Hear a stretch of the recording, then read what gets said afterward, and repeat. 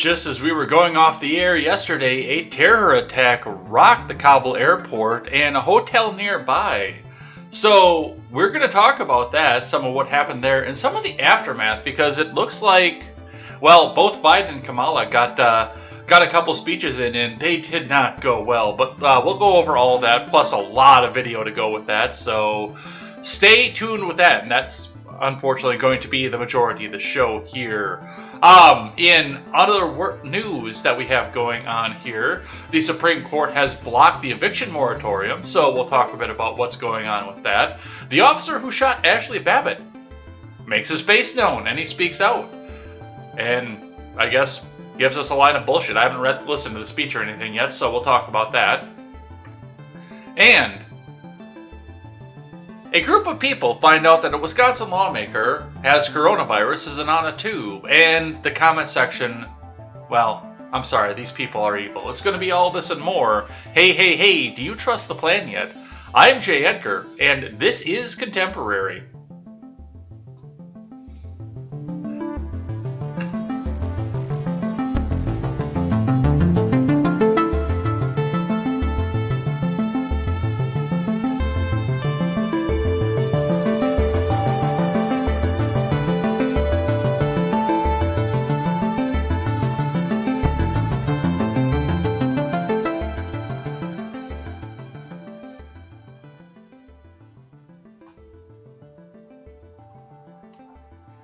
Guys, what an absolute ever-loving fucking mess that we're in right now. I mean, this country is even more divided than even could possibly think possible about this.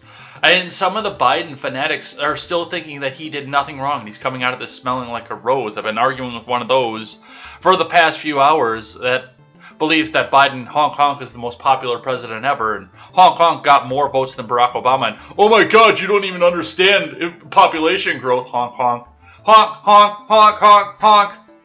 Most popular president in history. Honk. So-called. But it's clear. It is clear right now that this is a person who should not be the president. I don't know any other way to say this at this point, and we'll listen to some of the speeches and some of what's going on here. I do think that he is, what's left of his cognizant mind is looking up and saying, "What? Who let me do this? I just want to go play with Major, man. Come on, man. Can I go play with Major again? I want to chase his tail." But we're going to talk about all that here. Some of the stuff that went on with the markets yesterday, we're going to talk about a lot of it. We're going to fly through the market stuff today because there is so much to talk about in Kabul. But before we get started, do make sure you go over and check out my friends, the Porch Boys, the Daily Ignoramus, the Breakdown with Birkenhoff, the R-Rated Conservative, and the Freckles and Brit Show. We have got a project coming up here, and I've reached out to some artists at this point, because when it launches, I want to see if I can get a Teespring or one of these companies out there that, you know, they don't charge you anything up front to make t-shirts for you, and they just make them out to order. So I want to get in contact with that and talk to some artists as well about possibly getting our regular logos kind of roughed up like that. I wore this t-shirt specifically because I want to see if I can get some of like the Globe logo, the Porch Boys logo, the Daily Ignoramus, the microphone jack. I want to see if I can get those beat up like this, so they look faded and they look like it's an old t-shirt, but even though it's a brand new t-shirt, then I'll wear a Porch Boys t-shirt or a Daily Ignoramus t-shirt or a Freckles and Britch. I'll wear those right on the air. But I want to get those out for you guys too, so you guys can go ahead and start picking up merch and supporting great creators like that as well. And it'll help our creators if you guys do that too. So watch for the project coming up. I'm going to do some work on that over the weekend because I need to. Because I've been putting it off because we've been busy as hell at work, but we need to get this out because these guys need representation. But still, go over there and check them out. It's going to be a great time, and it's going to be a big help for me to support great creators. All right, let's look in at your finance for the day here. Your Dow tumbled yesterday throughout the day, and IBD is going to stick with their line that this is all about the Jackhole Conference. That this has nothing to do with anything else other than the Jackhole Conference. I have my doubts. And of course they're also going to come out and try to tell you that, oh, it's all going to be fine and everything's going to come back up because of the futures. I have Actually, I don't have doubts on that one. I think that enough people looked at this and said, it's on sale and we need to buy it to hold it up. But we'll talk a bit about that coming up here. But that is what we saw yesterday. A little bit of a jump at the beginning while we were on air. Just about the time we got off air yesterday. Down. All right, looking at your Bitcoin. Your Bitcoin is at, well, let's get a refresh on this so we can get the accurate amount.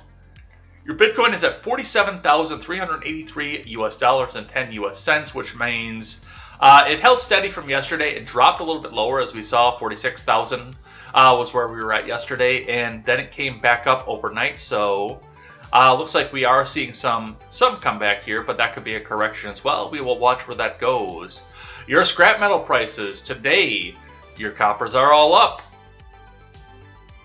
Cast iron's down. Stainless steel is up, however. A couple of your aluminum categories are up. Catalytic converters, carbide are down. Motherboards are down.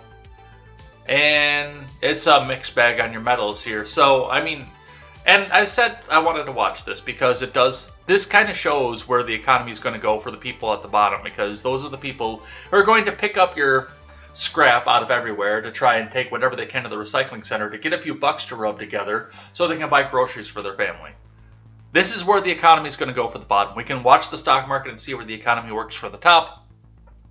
This is where it works for the bottom. So we will continue to watch this and see where it goes. Looks like it's holding fairly steady though, so that's what we got. Let's see what IBD has to say. Dow Jones Futures signal market rally before the Fed Chief Powell. 6 earnings movers. Tesla shows bullish action. From Ed Carson. Dow Futures rose slightly Friday morning, along with S&P 500 Futures and NASDAQ Futures. Marvel Technology, Peloton Worldwide, and Bill.com were among earnings overnights. If you going over and checked out Bill.com, that's a nice long website where I explained that I didn't have sexual relations with that woman. I don't even know what that is. What is Bill.com? I'm guessing it's a bill pay service. Let's find out. Yeah, it's a bill pay service. Interesting. I like that. I'll help you pay your bills. I'm telling you, I'll help you get through college.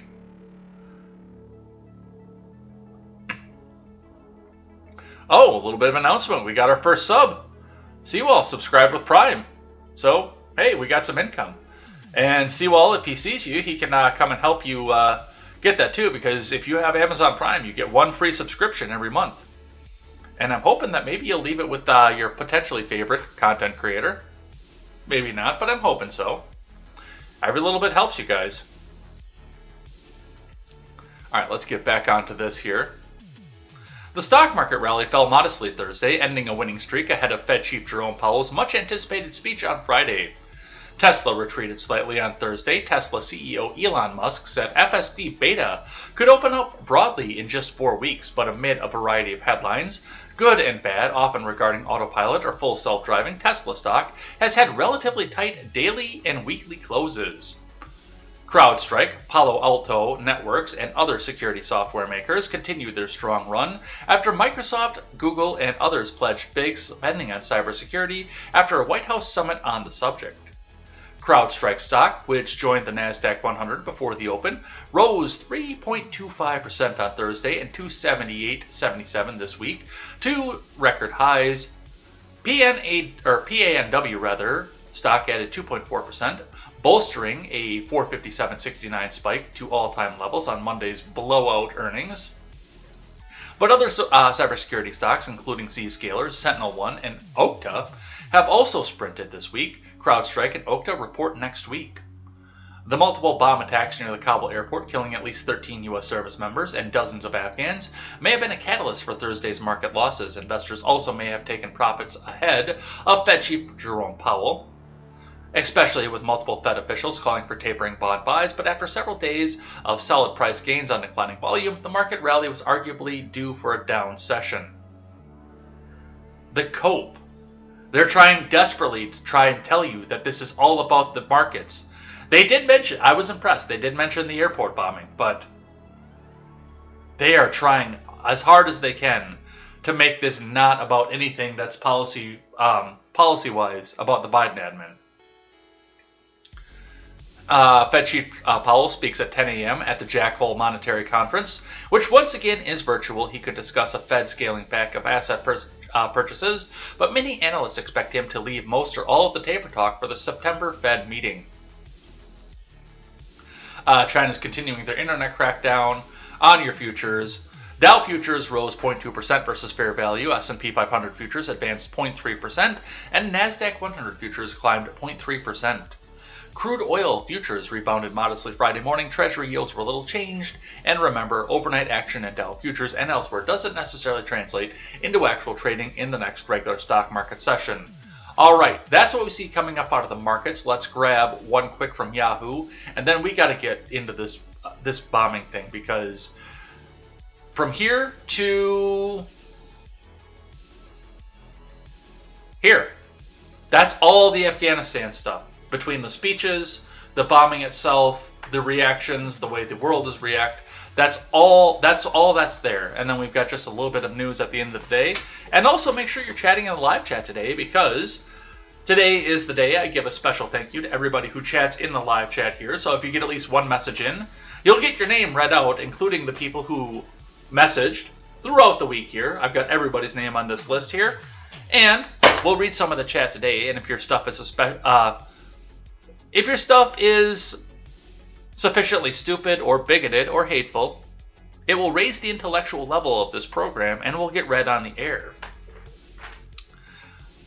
Stock market rally, news, live updates. Stocks fall as traders eye Fed's Jackhole event. From Emily McCormick. Stocks pulled back from record highs on Thursday as traders awaited a key Federal Reserve event. The S&P 500 declined, logging its first day of losses. Following 5 straight days of gains, the index has reached a new record level. During Wednesday's regular trading day, the NASDAQ and Dow each also turned lower on Thursday. Escalating concerns about the crisis in Afghanistan and the risk of mood, the Pentagon confirmed Thursday that an explosion took place at the Kabul airport, leaving an unconfirmed number of injured or dead as the U.S. evacuation of the region continued. Yeah, it's confirmed at this point. Investors have also been waiting the start of the Federal Reserve's Jackhole Symposium, which is being held as a virtual event due to the virus. Fed Chair Jerome Powell is set to give a closely watched speech on the economic outlook on Friday, which will divulge more of his and the central bank's thinking about the timing and scope of tapering the Fed's pandemic-era asset purchase program. Some Fed officials have struck a more hawkish tone in recent remarks. However, the adding to jitters that a shift away from accommodative monetary policy may come in the near term. Esther George, the president of the Federal Reserve of Kansas City, told Yahoo Finance in a recent interview she was in favor of beginning the tapering process sooner rather than later. So that's going to be something to watch as well, because as they start pulling back up out of the markets, that is going to affect our economy, our prices, the way the president and Congress print their money, and essentially it's going to affect the bottom line in your pocket. So we will continue to watch that as it goes. Let's get into it. Let's just tear the band-aid off and let's go.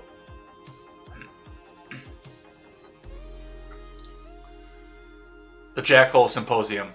Yeah, it's actually called the Jackson Hole Symposium is what it's called on paper, but I laugh my ass off at the fact that it's called the Jackhole Symposium. Alright, starting from Politico today. 13 U.S. troops killed in ISIS attacks on Kabul airport. This is from Lara Seligman, Alexander Ward, Andrew Desiderio, Daniel Lippman, and Paul McCleary. 13 U.S. troops were killed and 18 were injured on Thursday when ISIS militants set off 2 bombs outside Kabul's main airport, the Pentagon said, where thousands of people have been gathering in recent days amid a massive evacuation effort by the U.S. and NATO allies. The attacks from ISIS's affiliate in Afghanistan were the deadliest U.S. casualty event since 2011. They come as the U.S. is just days away from a complete withdrawal from a country now controlled by the Taliban.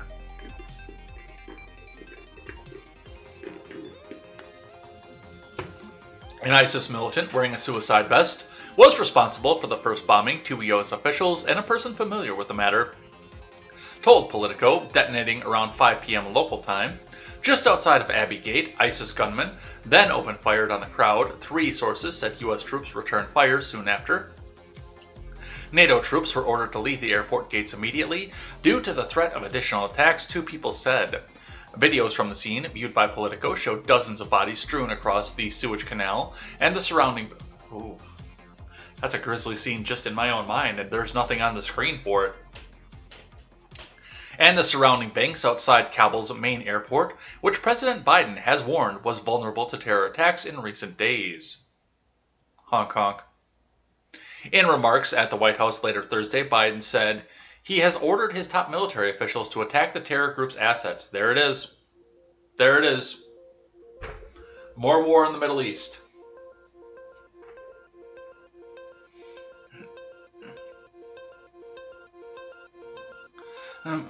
We will respond with precision at our time, at a place when we choose and the moment of our choosing, Biden said. Here's what you need to know. These ISIS terrorists will not win. The news comes just hours after defense officials began warning about an increased terrorist threat from the Islamic State's branch in Afghanistan known as ISIS-K. Defense officials briefed lawmakers on Tuesday about the new threat targeting airport gates and military and commercial aircraft evacuating people from Kabul, Politico first reported. The explosion occurred at Abbey Gate, where U.S. personnel until recently welcomed American citizens to board evacuation flights, and Barron Hotel, roughly 300 meters from the site of the first detonation. Pentagon spokesman Kirby confirmed earlier Thursday British troops had been using the hotel as a base for evacuating UK personnel. We tried to push the boundary even further so we don't get large crowds massing at the gate, General Frank McKenzie, commander of U.S. Central Command, told reporters. Clearly at Abbey Gate today we had a larger crowd than we would like, which goes to show you the system is not perfect. In the meantime, the evacuation flights out of the airport are still running, a defense official told Politico. While the U.S. controls Hamid Karzai International Airport, the Biden admin has been coordinating with the Taliban on security measures outside the airport's perimeter. A strategy that has proven complicated, as Taliban fighters have reportedly been trying to prevent Afghans from fleeing the country. The Taliban has also not stood up effective counterterrorism measures to identify and prevent threats from groups like ISIS-K, which are sworn enemies of the Taliban. I'm going to go right out on a limb and say honk honk to that too. Secretary of State Antony Blinken called the attacks a devastating reminder of the dangerous conditions in which our service members and diplomats are operating. In a statement issued Thursday, Representative Michael Waltz, who served in Afghanistan, told reporters that lawmakers were briefed on the ISIS-K threat during a classified session on Wednesday. So it was a credible and real threat, he said. House Minority Leader Kevin McCarthy called on Speaker Pelosi to bring the chamber back into session for briefings and possible legislative action. On Wednesday evening, local time, the U.S. Embassy in Kabul issued an alert warning Americans to avoid the area because of security threats outside of the gates of the Kabul airport. Less than an hour before confirming the explosion, Kirby said the evacuation was continuing and that the U.S. was committed to relocating as many people as we can until the end of the mission. As of early Thursday morning, the White House said the total number of people evacuated from Kabul since the operation began on August 14th was 95,700, including 13,400 in the last 24 hours. Biden has drawn bipartisan criticism for sticking to the August 31st deadline to withdraw all U.S. troops from the country, with lawmakers and top officials warning that Americans and vulnerable Afghans would be left behind if the mission ended prematurely. Yeah, you don't get that timetable. I don't understand where you believe that you have that timetable anymore, because you don't.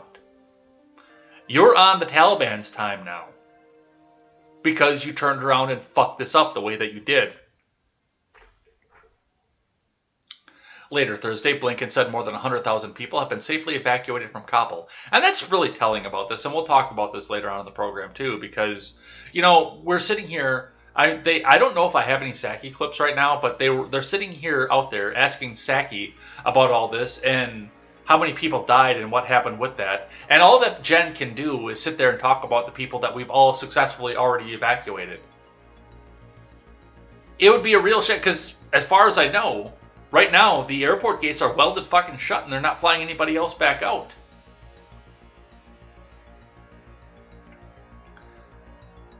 And we have 4 days to get however... I don't even know how many people are out of there, are still in there. We have 4 days to get the rest of the people out. 4 days.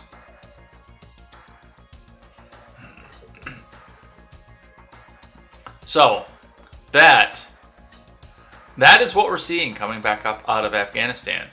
Let's check on some news. Don't make me do stuff, man. I don't want to talk, man. Alright, let's grab another news story about what's going on here. A little bit of a confirmation of the numbers here from the Dissociated Press.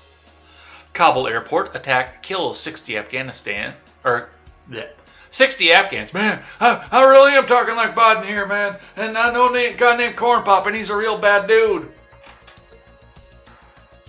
Kabul airport attack killed 60 Afghans and 13 U.S. troops.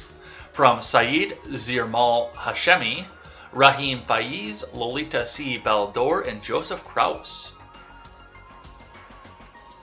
2 suicide bombers and gunmen attacked crowds of Afghans flocking to Kabul's airport on Thursday, transforming a scene of desperation into one of horror in the waning days of the airlift for those fleeing the Taliban takeover. The attacks killed at least 60 Afghans and 13 U.S. troops. Afghan and U.S. officials said. The U.S. general overseeing the evacuation said the attacks would not stop the United States from evacuating Americans and others, and flights out were continuing. General Frank McKenzie, head of U.S. Central Command, said there was a large amount of security at the airport and alternate routes were being used to get evacuees in. About 5,000 people were awaiting flights on the airfield, McKenzie said. The blast came hours after Western officials warned of a major attack, urging people to leave the airport, but that advice went largely unheeded by Afghans desperate to escape the country in the last few days of an American-led evacuation before the U.S. officially ends its 20-year presence on August 31st. The Islamic State claimed responsibility for the killings on its Amaq news channel. The IS affiliate in Afghanistan is far more radical than the Taliban, who recently took control of the country in a lightning blitz. Hey, Ashraf Ghani sucks, and he serves the U.S. You want to join the Taliban? Cool. Awesome, you want to play golf later? Cool. That's your lightning blitz right there. The Taliban were not believed to have been involved in the attacks and condemned the blasts. In an emotional speech from the White House, U.S. President Biden said the latest bloodshed would not drive the U.S. out of Afghanistan earlier than scheduled, and that he had instructed the U.S. military to develop plans to strike IS. We will not forgive. We will not forget. Except I forgot my pants.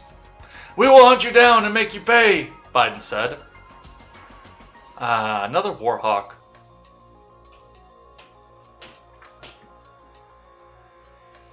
U.S. officials said initially 11 Marines and 1 Navy medic were among those who died. Another service member died hours later. 18 service members were wounded, and officials warned the toll could grow. More than 140 Afghans were wounded, an Afghan official said. One of the bombers struck people standing knee-deep in wastewater canal under the sweltering sun, throwing bodies into fetid water.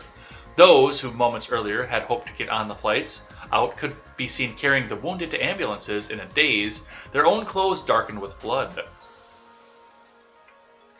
Emergency, an Italian charity that operates hospitals in Afghanistan, said it had received at least 60 patients wounded in the airport attack, in addition to 10 who were dead when they arrived.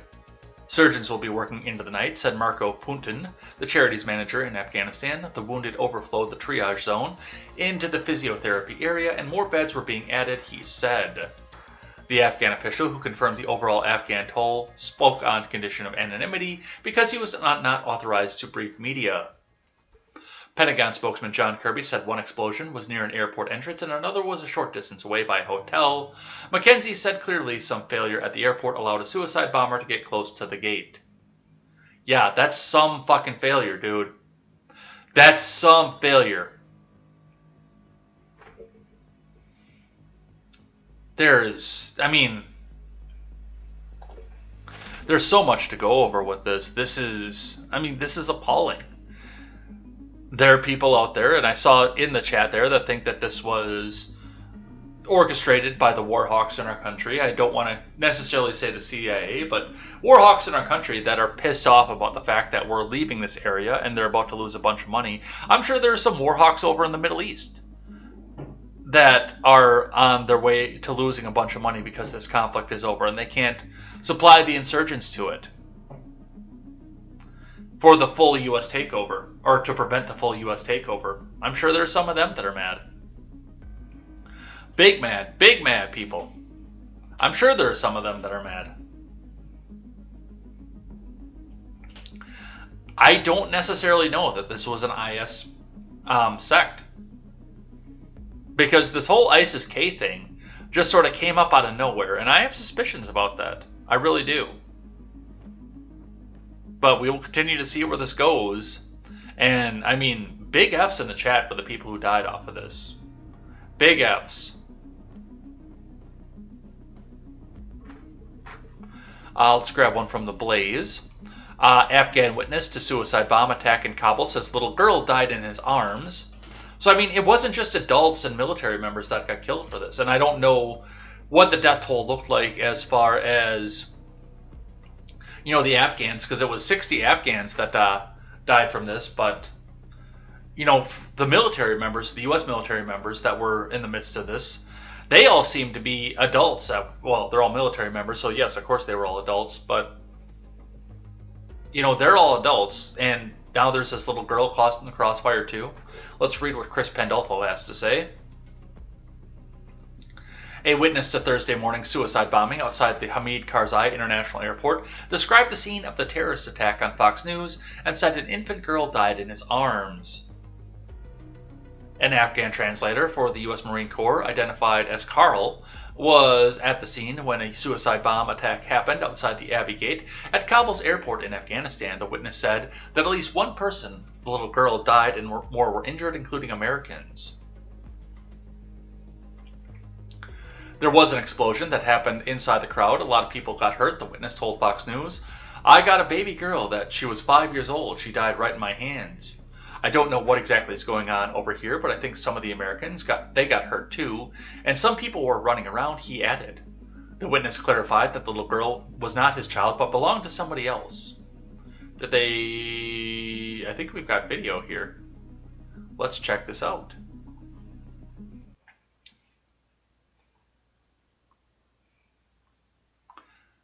Chase First Banking. Now we're going to have a commercial first. Fuck you. And tools for you to teach.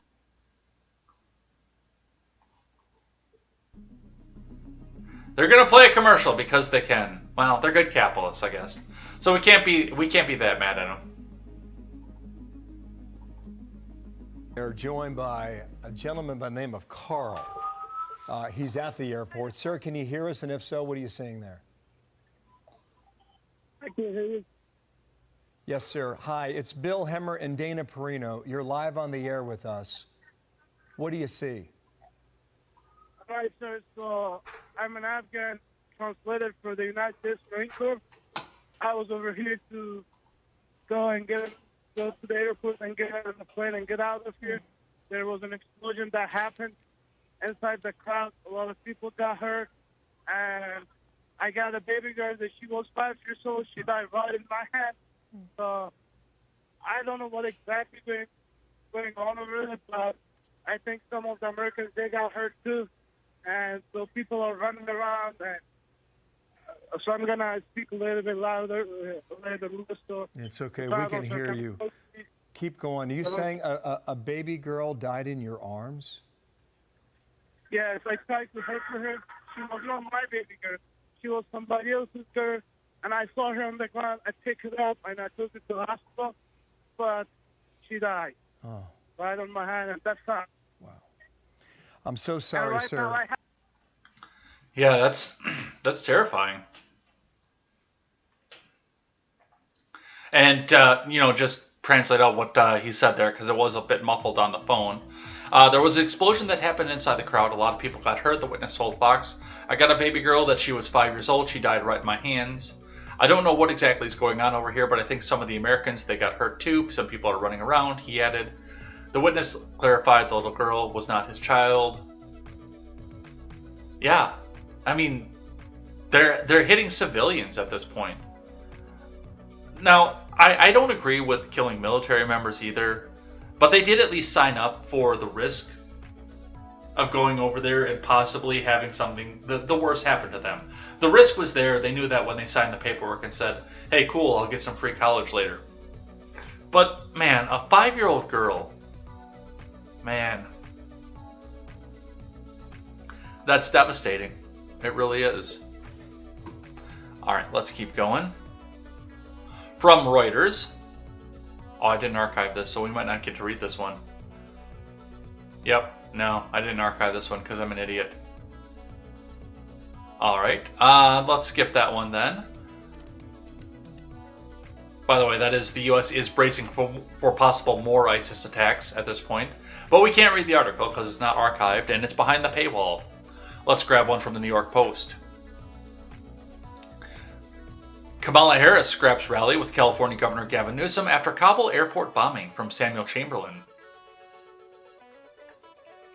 Vice President Kamala Harris has pulled out of a scheduled rally for embattled California Democratic Governor Gavin Newsom following Thursday's deadly bombings in Afghanistan. Harris was to have joined Newsom Friday for a drive-in rally at the historic Cow Palace Event Center outside of San Francisco, while making her way back to Washington from an overseas trip to Singapore and Vietnam. However, Harris spokesman Simone Sanders tweeted Thursday that the vice president would return directly to the nation's capital following her visit to Joint Base Pearl Harbor, Hickam in Hawaii. The San Francisco Chronicle reported that Newsom's campaign had canceled the rally after Harris pulled out.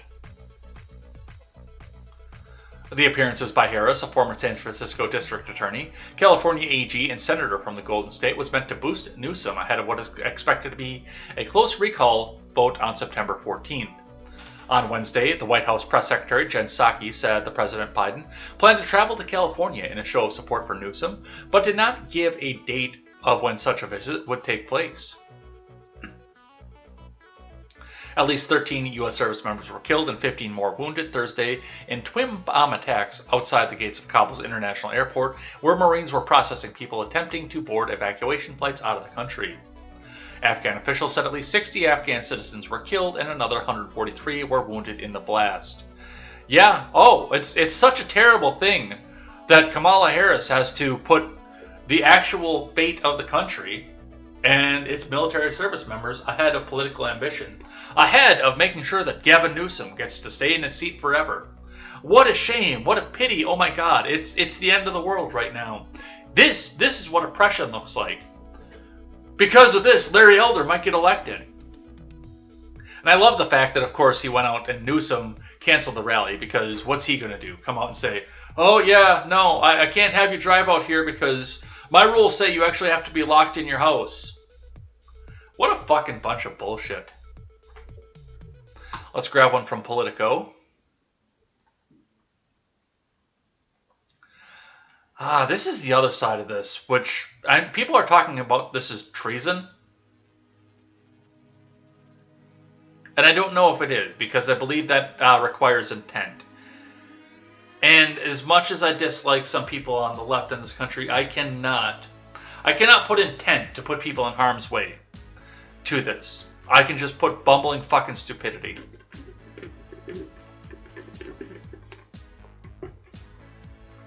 From Politico, U.S. officials provided Taliban with names of Americans' Afghan allies to evacuate. From Laura Seligman, Alexander Ward, and Andrew Desiderio. U.S. officials in Kabul gave the Taliban a list of names of American citizens, green card holders, and Afghan allies to grant entry into the militant-controlled outer perimeter of the city's airport, a choice that's prompted outrage behind the scenes from lawmakers and military officials. The move, detailed Politico by 3 U.S. congressional offices, was designed to expedite the evacuation of tens of thousands of people from Afghanistan as chaos erupted in Afghanistan's capital city last week after the Taliban seized control of the country. It also came as the Biden admin had been relying on the Taliban for security outside the airport. Yeah, how'd that go for you? Since the fall of Kabul in mid-August, nearly 100,000 people have been evacuated, most of whom had to pass through the Taliban's mini checkpoints. But the decision to provide specific names to the Taliban, which has a history of brutally murdering Afghans who collaborated with the U.S. and other coalition forces during the conflict, has angered lawmakers and military officials. Basically, they just put all those Afghans on a kill list, said one defense official, who, like others, spoke on condition of anonymity to discuss a sensitive topic. It's just appalling and shocking, and it makes you feel unclean. Asked about Politico's reporting during Thursday's news conference, President Biden said he wasn't sure there were such lists, but also didn't deny that sometimes the U.S. hands over names to the Taliban. Why? Why? Oh, you're getting up to the... You're Habibi, and you're getting up to the airport. And Mohammed is standing there with his AK in his hand. Oh, let's look at this here. Oh, you are Habibi. Oh, you're collaborating with the U.S.? You must come with me. Come with me. No, you don't get a choice here. Come with me.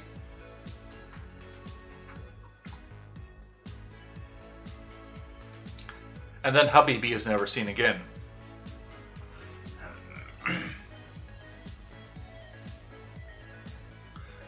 There have been occasions when our military has contacted their military counterparts in the Taliban and said this. For example, this bus is coming through with X number of people on it and made up the following group of people, and we want you to let that bus or that group through, he said. So yes, there have been occasions like that. But to the best of my knowledge, man, in those cases, that the bulk of that has occurred, and they've been let through.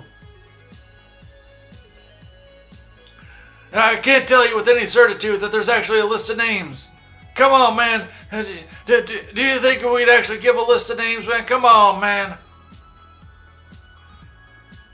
There may have been, but I know in no circumstances it doesn't mean that it doesn't exist. That here's the names of 12 people. They're coming. Let them through. Did it happen? What year is it, man? Where are my pants?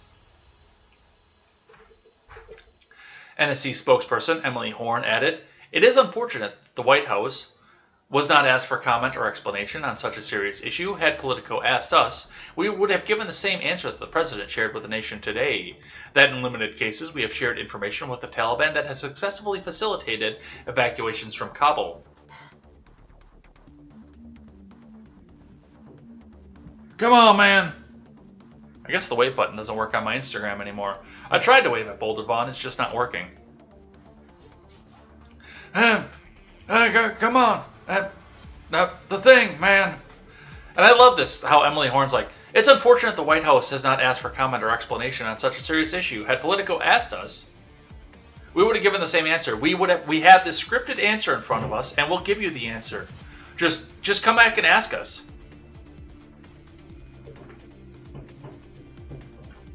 A spokesman for CENT Command declined to comment. The list issue came up during a classified briefing on Capitol Hill this week, which turned contentious after top Biden admin officials defended the close coordination with the Taliban.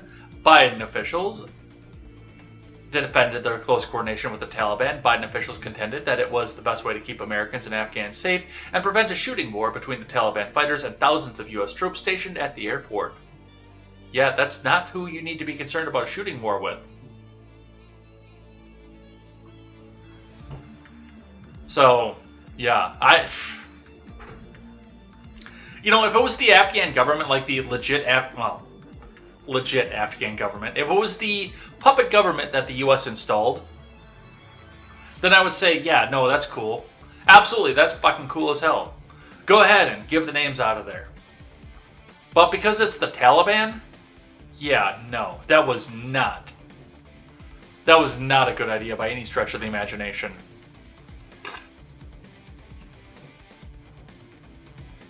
All right, let's grab another Harris article here. Vice President Kamala Harris stops in Hawaii to meet with the troops after a week-long trip to South Asia. from Max Rodriguez. Vice President Harris arrived in Hawaii on Thursday, August 26th, capping a week-long trip to Southeast Asia where she met with top officials in Singapore and Vietnam to encourage expanding U.S. cooperation and involvement in the region and to counter Chinese influence.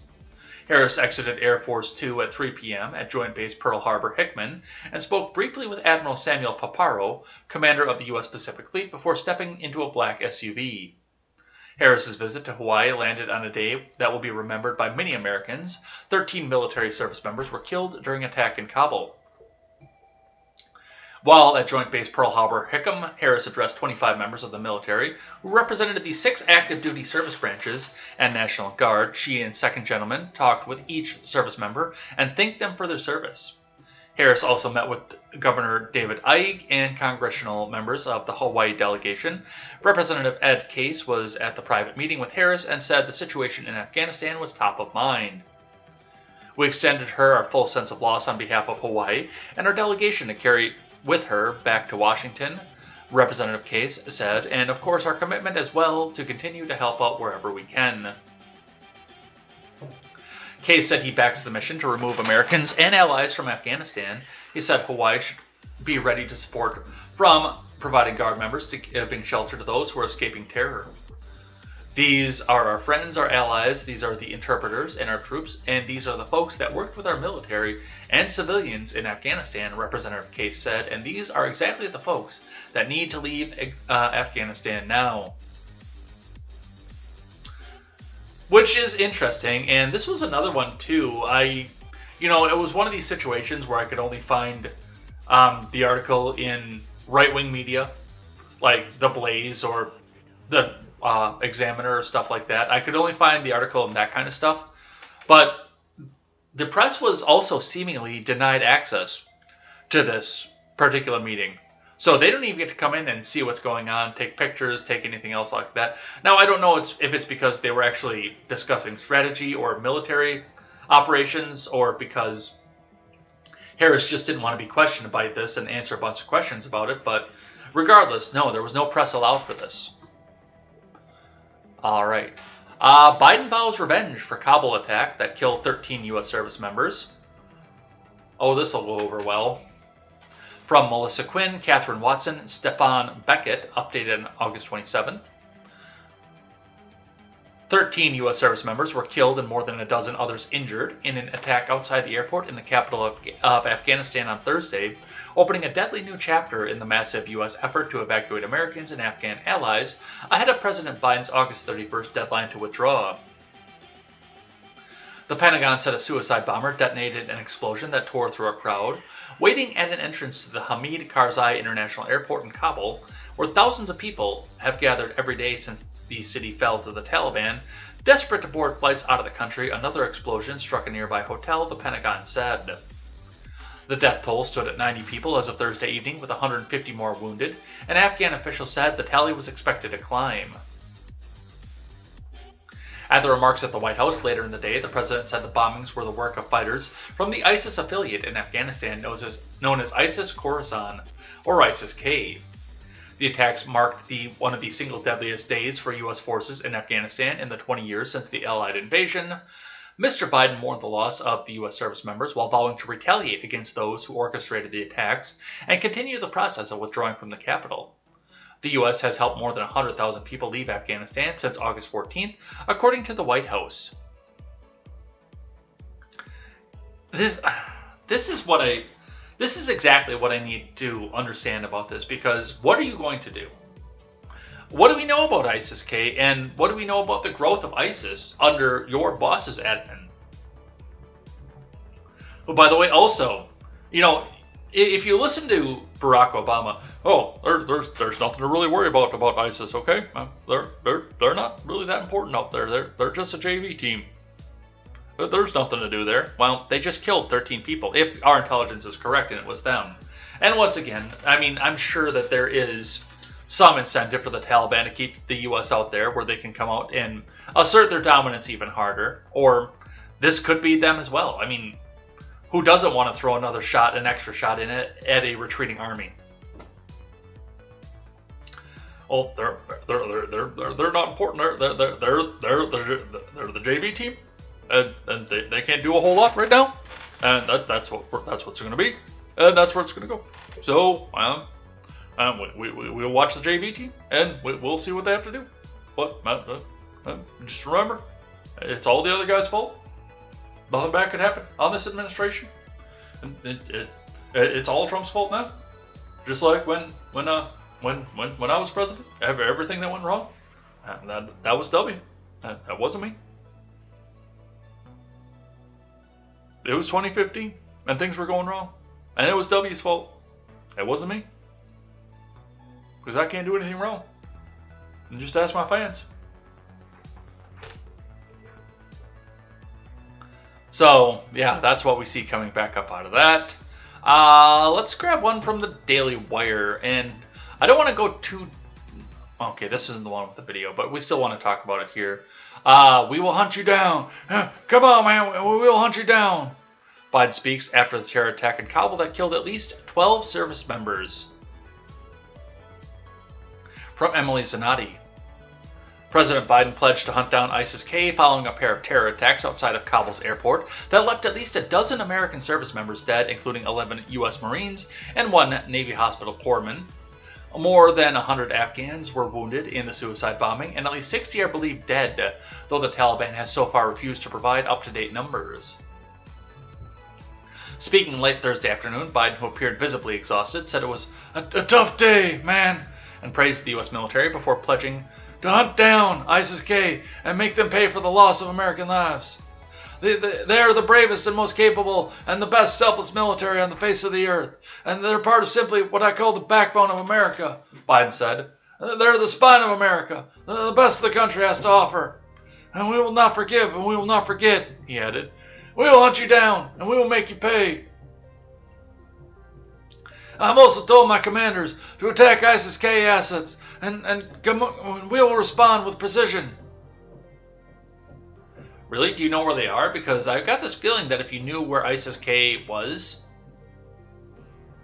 the Taliban would be hunting them down because, Mr. President, you tell me, Joe Q. Public, you tell me, Mr. American citizen, that the Taliban and ISIS hate each other. So, while in the midst of trying to get American people out of there, the Taliban, especially if they have control of such large swaths of Afghanistan, should be out there hunting down in these places that we know that ISIS-K is. I think you're full of shit. I also question whether or not this wasn't the Taliban. The Taliban! Taliban, that's how it says. Taliban! I have to question if this wasn't the Taliban and the U.S.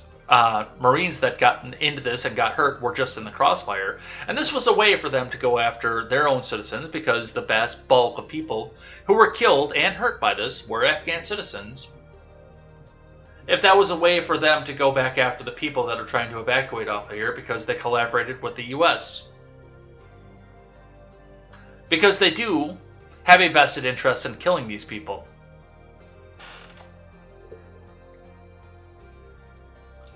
We will respond with precision at our time, at a place that we choose. Why will it be the place that you choose if you're going after their assets? At the moment of our choosing, Biden said, here's what you need to know. These ISIS terrorists will not win.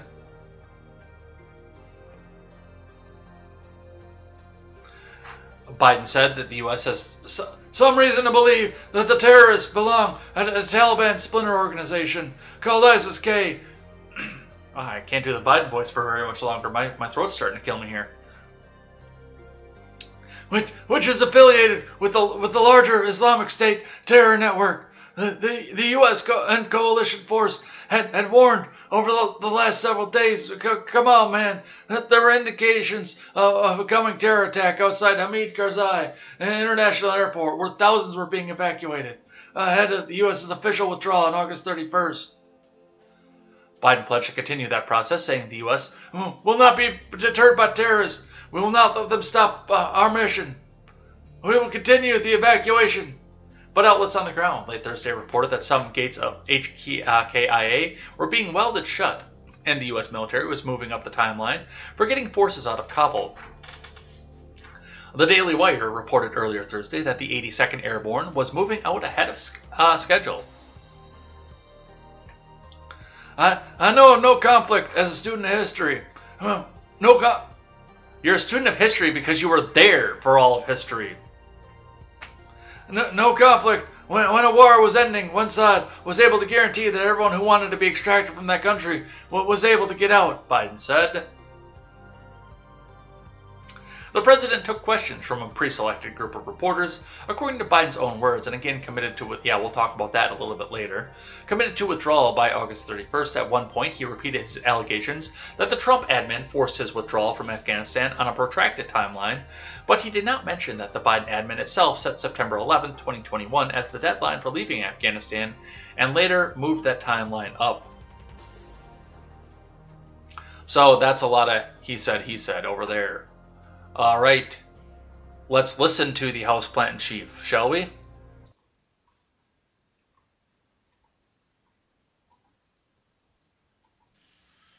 To those who carried out this attack,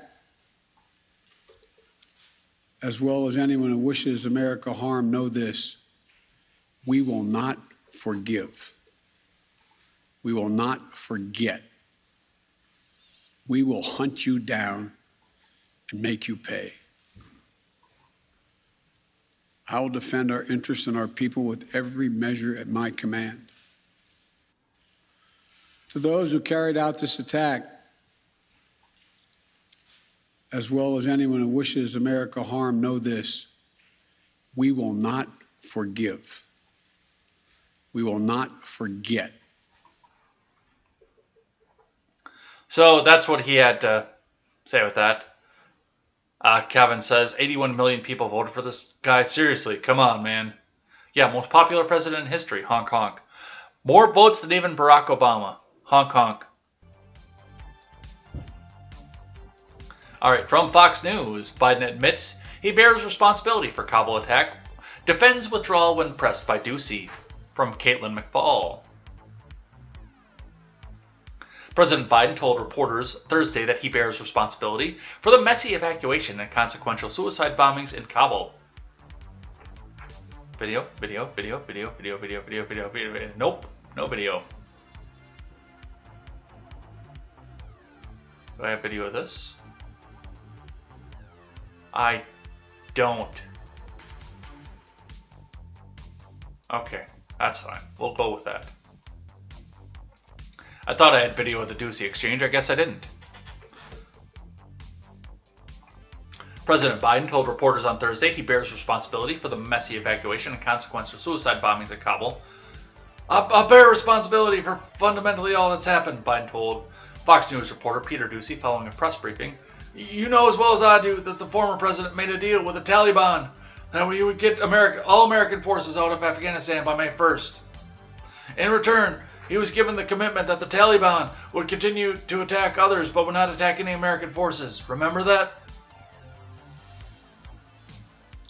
The Fox News reporter did not answer the president's question, but instead asked whether he thinks Americans have a problem with how the withdrawal process has gone. The president proceeded to bow his head and rested his face on his hands before saying, I think they have the issue that many people are likely to get hurt. As some, as we've seen, have gotten killed, that it's messy. I can't believe there's no video of this.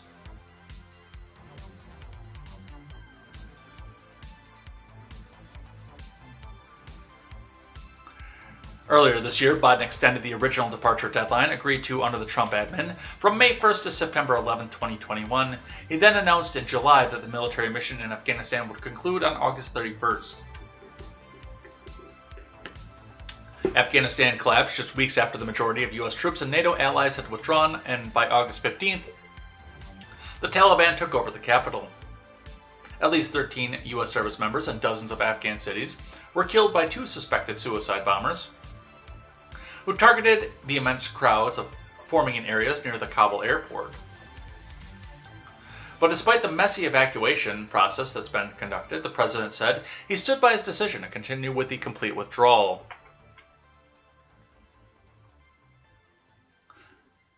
I just want to look at something, see if there is something here with Ducey, because usually the Daily Wire is pretty good about getting that up.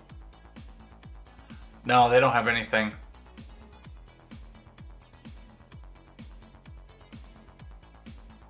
Let me stretch that out just a little bit. No, they don't have anything. Holy shit.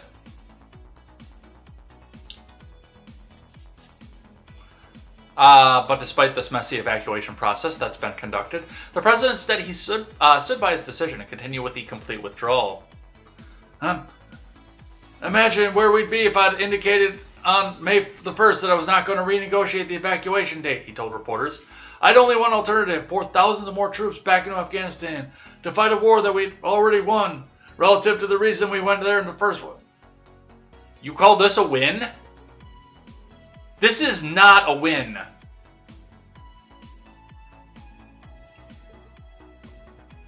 I've never been to the view that we should be sacrificing American lives to try to establish a democratic government in Afghanistan. Really? Your voting record in the Senate tells otherwise. A country that's never once in its entire history been a united country, he added. Biden argued that Osama bin Laden had not fled to Afghanistan and launched the al-Qaeda attacks on the U.S. on 9/11. The U.S. would have never gone into the nation. Our interest in going was to prevent al-Qaeda from re-emerging, he said. It's time to end a 20-year war. Come on, man.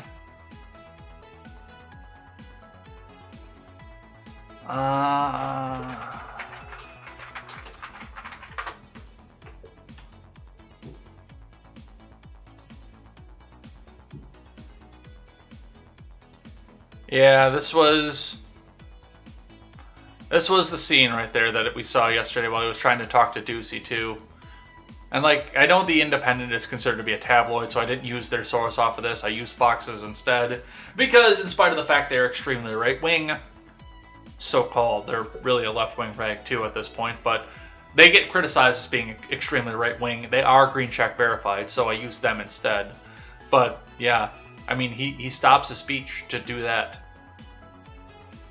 I haven't listened to the speech yet either. Like, I listened to the other one he gave the other day, but I worked until 9 o'clock last night. I have not had a chance to listen to the full speech myself. I'd like to at some point, but we do have some video here of various parts of his press conference here, so we're going to pick some of that. Let me kill the music here. Let's see what they have to say. This is to NBC's Kelly O. You have said leaving Afghanistan is in the national interest of the United States. After today's attack, do you believe you will authorize additional forces to respond to that attack inside Afghanistan? And are you prepared to add additional forces to protect those Americans who remain on the ground carrying out the evacuation operation? I've instructed the military, whatever they need, if they need additional force, I will grant it. But the military, from the chairman of the Joint Chiefs, the commanders in the field, have all contacted me one way or another, usually by letter, saying they subscribe to the mission as designed to get as many people out as we can within the time frame that is allotted. That is the best way, they believe, to get as many Americans out as possible and others. And with regard to finding, tracking down the ISIS leaders who ordered this, we have some reason to believe we know who they are, not certain. And we will find ways of our choosing without large military operations to get them wherever they are. All right, let's see what Reuters had to say with that. About the dependence on... There's been some criticism, even from people in your party, about the dependence on the Taliban to secure the perimeter of the airport. Do you feel like there was a mistake made in that regard? No, I don't. Look, I think General McKenzie handled this question very well. The fact is that we're in a situation, we inherited a situation, particularly since, as we all know, that the Afghan military collapsed 11 days before, in 11 days, that it is in the interest of, as McKenzie said, in the interest of the Taliban, that, in fact, ISIS-K does not metastasize beyond what it is, number one. And number two, it's in their interest that we are able to leave on time, on target. As a consequence of that, the major things we've asked them, moving back the perimeter, giving more space between the wall, stopping vehicles from coming through, etc., searching people coming through. It is not what you'd call a tightly commanded, regimented operation like the U.S. is, military is. But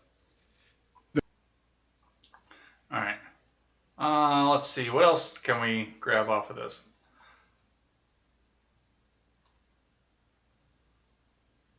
I think Twitter is down, yo. Because it's not refreshing over on my regular homepage. I've been kind of looking back at it. And it's not bringing anything back up here. I think Twitter went, yo. That would be lame. Because I know I had the Peter Ducey one queued up.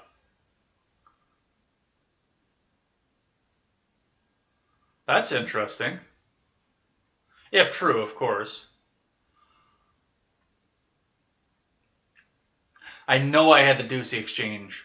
But while we're here, we can listen to him talk to the AP about Biden talking about his son, Beau, and invoking his name on this again.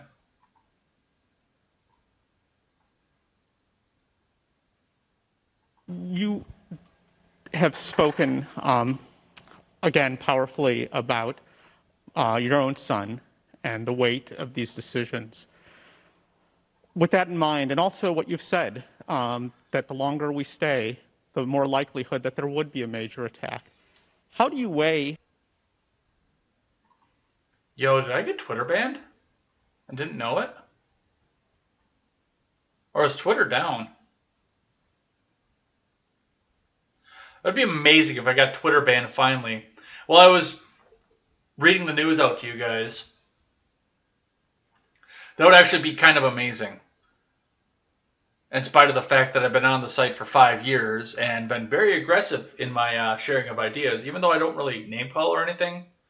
That'd be hilarious if they did this to me just for sharing out the link to my program here.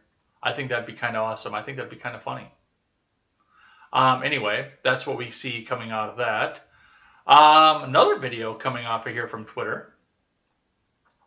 So in the midst of this press conference, the Marine Corpsman standing outside of the White House noticed that lightning was starting to strike near the White House, and, well, let's just see what he had to do.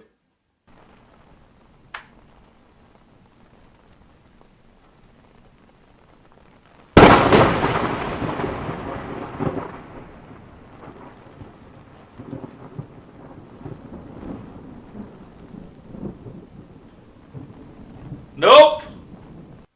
I ain't dealing with that shit.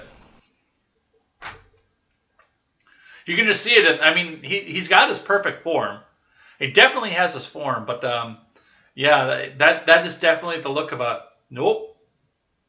Not dealing with that. And it's just kind of like the lightning strike that hit the St. George Memorial and destroyed it. The St. George mural.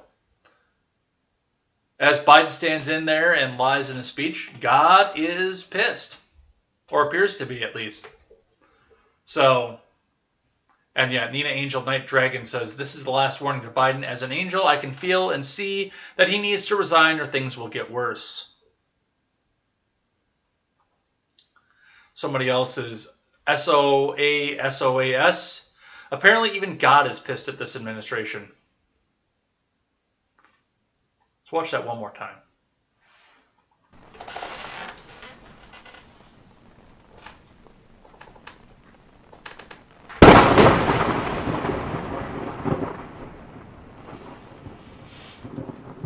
Fuck that.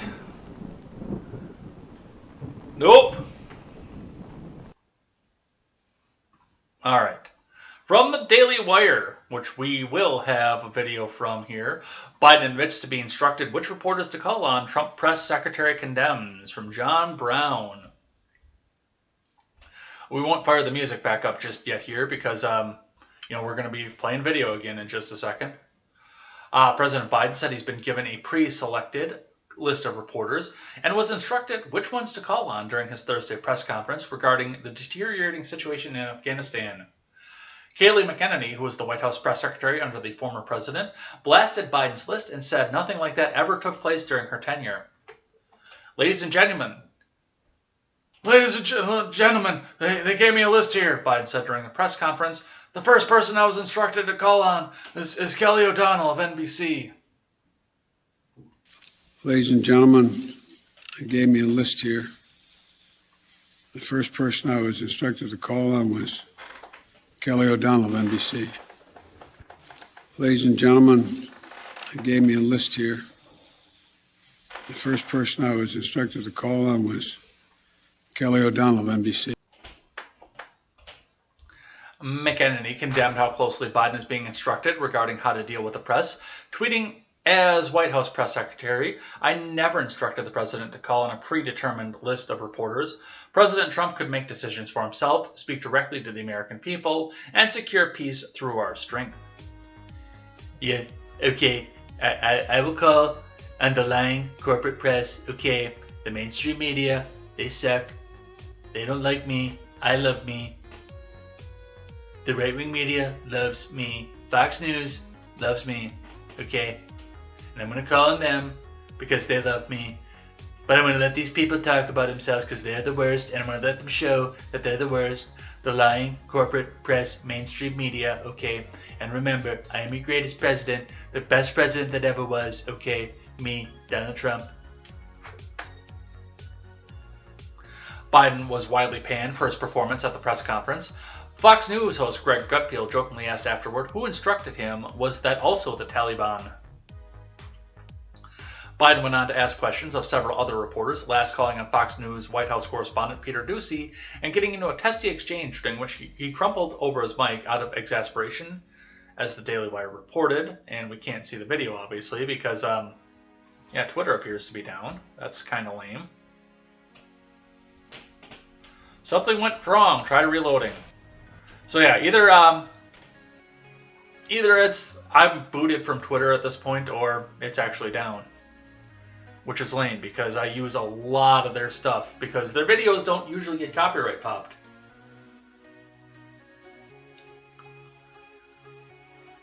All right, but that's what we see coming off that. Let's grab. This is an op-ed from AZ Central, and I wanted to just touch on this. Because this is part of the Warhawks coming back out. The people that don't want us out of there ever. So, op-ed from the editorial board at Arizona Republic. A bombing in Afghanistan has wounded America, and there's only one way to fix it. It's an old tactic to strike an occupying army on its way out of the country to create the illusion that you defeated them militarily. The Taliban was operating this playbook in Afghanistan when along came warnings that another organization of extremists was planning to strike U.S. troops and Afghan civilians in Kabul. Some 24 hours later, 2 suicide bombers ignited themselves just beyond the outer gates of Hamid Karzai International Airport on Thursday, killing as many as 60 people, including 13 U.S. service members. An estimated 120 to 140 people were injured. Neither the Taliban nor ISIS is any match for the most powerful military on Earth. I'd check your notes if I was you, because the most powerful military on Earth is currently in the process of turning fucking tail and running. If nothing else, these past 2 decades have proven we can annihilate both when it suits our interests, but we long ago lost interest in sustaining a 2-decade war in this forbidding stretch of Asia's subcontinent. Yeah, our mistake, we stayed in Afghanistan. Many Americans have forgotten why we're in Afghanistan. But we went there originally because it was our only option. Al-Qaeda, a terrorist organization born out of the Soviet invasion of Afghanistan, had used the country, with the aid of the Taliban, to launch the biggest airstrike on the American homeland since Pearl Harbor. I thought that was a Saudi-funded terrorist cell that operated out of Pakistan.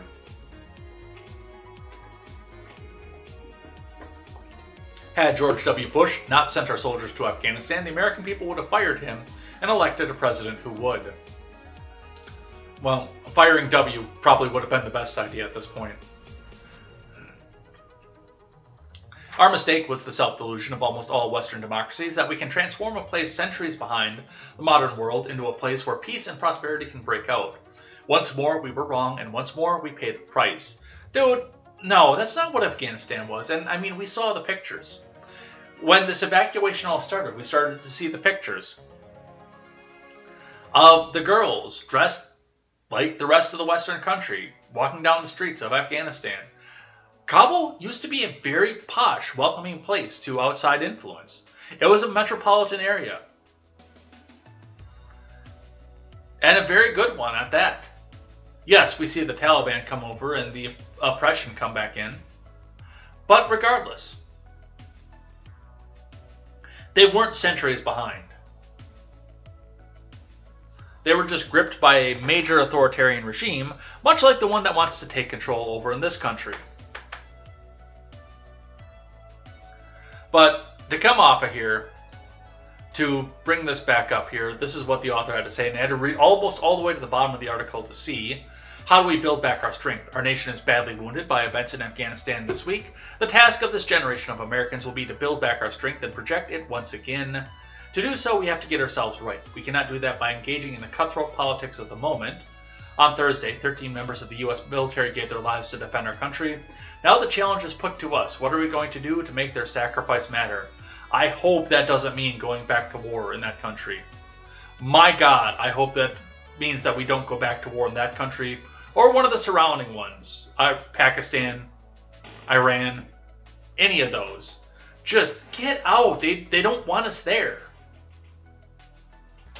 They made that very clear this week. If China wants to come in and start throwing money at them, that's China's money. But yes, that's where we see coming off of this. All right, Marjorie Taylor Greene, who was a plant, got back into this here. Representative Marjorie Taylor Greene. Thank you, Rep. Harshbarger, for co-sponsoring my articles of impeachment against Joe Biden. Yes, again. It's time for Congress to hold this administration accountable. Joe Biden must be impeached immediately. So yes, she went in and made more articles of impeachment. Dance for the media, Marjorie Taylor Greene. You're either a plant or you're that fucking dumb. Aaron Rupar. This was hilarious. The original tweet from Andrew Solender, GOP Rep. Madison Cawthorn, sent a letter to VP Kamala Harris, CC to the rest of the presidential line of succession, urging them to invoke the 25th Amendment to remove Biden. And the self-awareness in this tweet is second to none. Aaron Rupar of MSNBC. Republicans are cheapening impeachment, presidential resignation, and now the 25th Amendment. Where were you for the last 4 years? Remember? I remember. I remember because I watched it happen. On the 10th of November in 2016, when you Google and you start to Google how do you, the first suggestion that came up, as it wasn't even as soon as the next day. It was that night, the 9th, as the tables were starting to shift and it looked like Hillary was going to lose. How do you impeach the president? How do you impeach a president? Stephen Miller, holy fuck, you're a clown even in a clown show. And Kevin E. McCarthy, not that dolt. If Republicans take the House, day one of the 118th Congress will consist of immediate hearings on the impeachment of Biden, guaranteed. So, I do want to point this out, too, because Cawthorn called on the 25th for it. And yes, in spite of the fact that Aaron Rupar is pointing out, oh, they're cheapening impeachment, presidential resignation, now the 25th Amendment. Every third day on Twitter during the Trump admin, resign now, was in all caps with a hashtag in front of it. Impeach now. 25th now. Dude, they've been cheapened. For as long as I've been paying attention to politics, which goes back to Bush, which in his case, he should have resigned or been impeached. He should have at that point. I mean, he shouldn't have made it to Katrina. There's no reason he should have made it to the Katrina crisis. But apparently somehow he did. But I mean, going back to that, and I pointed this out before, I've pointed it out on Twitter. I don't know if I pointed it out on this program or not, but Biden will not resign, and he will not get 25th. Whether or not he gets impeached depends on the makeup of Congress after the midterms, but he will not resign or get 25th, because he's not allowed to. And I'm dead serious about that. Joseph Robinette Biden Jr. will perish in that office, even if they have to Hong Kong 2022 and 2024 to make sure that he does. He will perish in that office. Because I get it. It didn't start to occur to me. I thought that he was just an old man that wanted his 10 seconds of fame. And that's why he ran for president. But it occurred to me that right at Super Tuesday, when he was trailing behind Bernie Sanders, everybody else who was still in on Super Tuesday dropped out the Monday before, on Super Monday. They all dropped, said, oh, we're done, we're suspending our campaigns, coalescing the vast majority of the votes that happened on Super Tuesday behind Joe Biden. We've all dropped and we've all endorsed Joe Biden. Give him our delegates. Cementing his win. And then, 2 weeks later, when Wisconsin had their primary election, which meant getting Jill Perofsky elected in place of Dan Kelly for the Supreme Court. Jill Perofsky being a highly, in capitals, highly progressive Madison Democrat who would likely be endorsed by Bernie Sanders. As soon as she was elected, Bernie Sanders got up to the microphone and said, "Is this thing on? I am immediately suspending my campaign because I don't see an avenue to win. Yesterday, I saw an avenue where I could win, even though I was behind in delegates by 80%. Yesterday, I saw an avenue where I could win, but as soon as I lost Wisconsin, and even though the count is not all the way in yet, I have done my duty, and I am suspending my campaign." So, yeah, he knows something, and I think it has to do with Hunter. See, this whole thing, I think, has to do with Hunter. I don't want to get too tinfoily off of this, but see, as soon as the Donalds started talking about going after Hunter, they had to make Joe Biden a presidential candidate, so then he could come back out and say, come on, man, that evil orange bastard, all he's doing is he's going out and going after a potential political rival. Come on, man.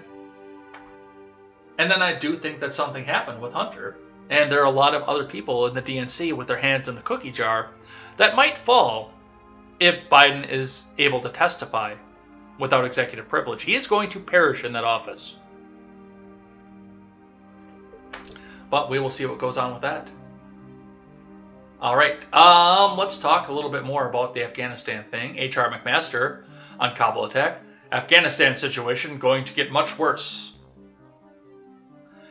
Former Trump National Security Advisor Lieutenant General H.R. McMaster warned on America's Newsroom that security in Afghanistan is dissolving after a suicide bombing took place outside of Kabul's airport on Thursday. McMaster noted the situation is going to get much worse and that the U.S. needs to double down on our counterterrorism effort broadly with partners across the world. Let's listen to that. Tell us, in your view, the significance of this. This had been the fear. We knew, based on intelligence, that the airport was a target. Now it appears that terror groups or group have been able to carry out an attack. What, in your view, is the effect of this, potential effect of this, on the evacuation operation? Well, I hope it has the opposite effect of what is intended. What the intended effect, I think, is to accelerate our departure and to humiliate us further on the way out after our surrender to a terrorist organization. I hope that the opposite effect it has is really an end of our self-delusion, Jim. Right? We keep hearing about, well, maybe this is a more benign, form of the Taliban. Maybe there really is this bold line, between the Taliban and Al Qaeda, the Haqqani network, and ISIS-K. I mean, Siraj Haqqani, Jim, is in charge of security in Kabul. He's the #1 hostage taker of Americans and the #1 mass murderer of Afghan civilians. Those are their two principal tactics that they brought to the jihadist terrorist ecosystem, and they're the bridge between Al Qaeda and the Taliban, which are completely intertwined organizations. So maybe we'll end our self-delusion and start being serious again, right? I mean, I think that what we have done is we have exuded extraordinary weakness, and weakness invites these kinds of attacks.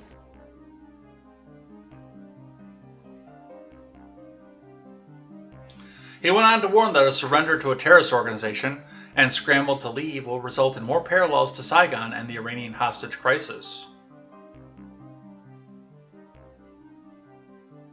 Let me ask you this. The troops have already begun to leave. The deadline has been set. The president said he's sticking to that deadline. The fact is that deadline is really when the last light is turned off in Kabul by U.S. forces, that the evacuations have to end before that because, well, you got to get all the troops off the ground.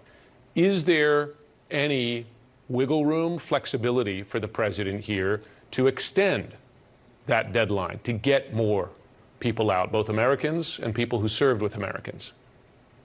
I think the question to ask is, what is the mission? Is the mission just following through on the surrender and withdrawing? Or is the mission to get out all Americans and to get out the Afghans who are at grave risk because they've helped us and they've tried to help build a better future for their country? If the mission's the latter, then, hey, the military can do that. It's in our capability. But can we muster the will to do that? What is the mission? If the mission is withdrawal, then what we're going to see is a humiliating end of this withdrawal. And what we're going to see is a fast forward from the humiliation that evokes images of Saigon in 1975 to images of 1979. All right, just one more here. We're going to go briefly off. No, we're not going to do any more of this here. So, McMaster wants us to go back in. And, broken clock. Lieutenant General McMaster calls out the weakness of the American leadership that led to the attacks on the Kabul airport. I think what we've done is exuded extraordinary weakness, and weakness invites these kinds of attacks. Yeah, they do. Whoever pulled the strings on this, whether it be the Taliban or ISIS-K or whoever it is, knows that nothing's going to happen. There is nothing out there other than the war pigs going out and spending another 20 years in a theater they can't win. There's nothing that anybody else can do at this point. There really isn't. This is weakness. We didn't see shit like this for 4 years. Partially, number one, because our president for 4 years understood Asian diplomacy and Asian politics and Asian business. And yes, the Taliban, Afghanistan, their society is much more Asian than ours, with their proximity to Pakistan and China and India. They are a much more Asian culture than we are. And with a guy who's put hotels in Japan, China, India, and even in some of these stand countries, he understood how all this works, how their politics and how their policies work. Biden does not. And what we just saw yesterday, that cements that in my head. All right. But that's what I have coming up from the bombing, and we'll probably see some more of this come up over the weekend here. We got to get through the rest of this little bit of news that we have here, including one that I have deliberately not read until now. Because I promised Seawall, and he subbed because of it, I promised Seawall that I would read this and live react to this on there. So I know nothing about this last article we have here. except that it's probably pretty fucking stupid. From NBC, Supreme Court blocks Biden admin's eviction moratorium. Congress never gave the CDC the staggering amount of power it claims, a group of landlords argued. From Pete Williams, the Supreme Court late Thursday blocked the CDC from enforcing the federal moratorium on evicting renters during the coronavirus pandemic, a defeat for the Biden admin's effort to continue the moratorium, even though the court had signaled that the action lacked the proper legal basis. The current moratorium, which was imposed in early August, had been due to expire by early October. It was challenged by a group of landlords who argued that the CDC had no authority to impose such a restriction on its own. They said the country's landlords have been losing as much as $19 billion a month.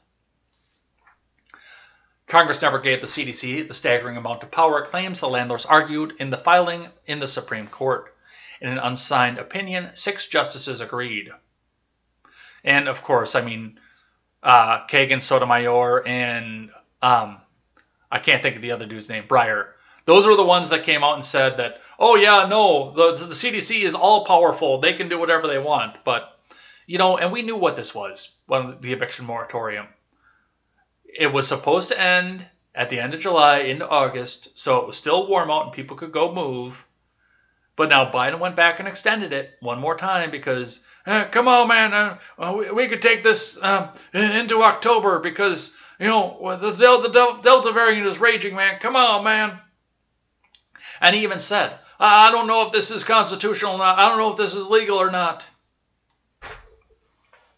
Well, it turns out when you come out and say, I don't know if this is constitutional, but I'm going to do it anyway, the Supreme Court's going to look at you and say, fuck you, we already ruled that this is unconstitutional.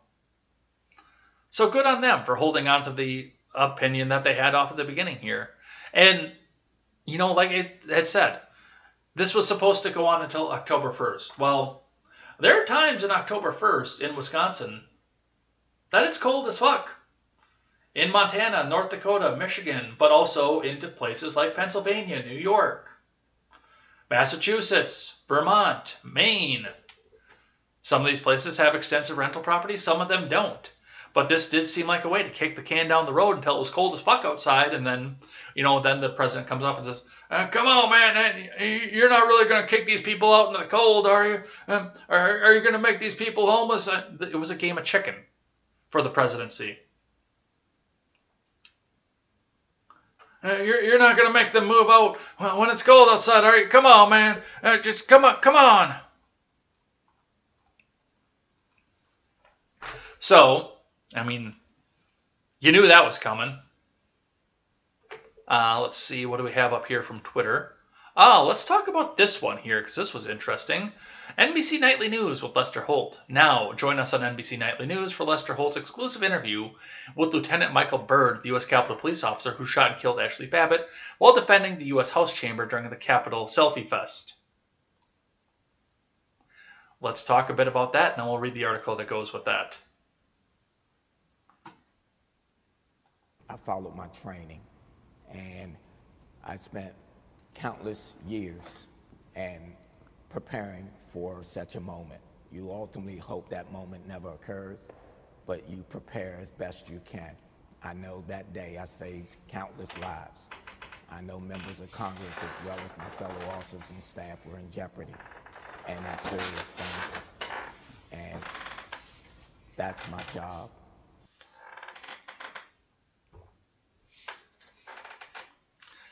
I followed my training. And shut up. Okay, what countless lives did you save? The only person who died as a direct result of what was happening there was Ashley Babbitt. Who else died? Oh, Brian Sicknick died 5 days later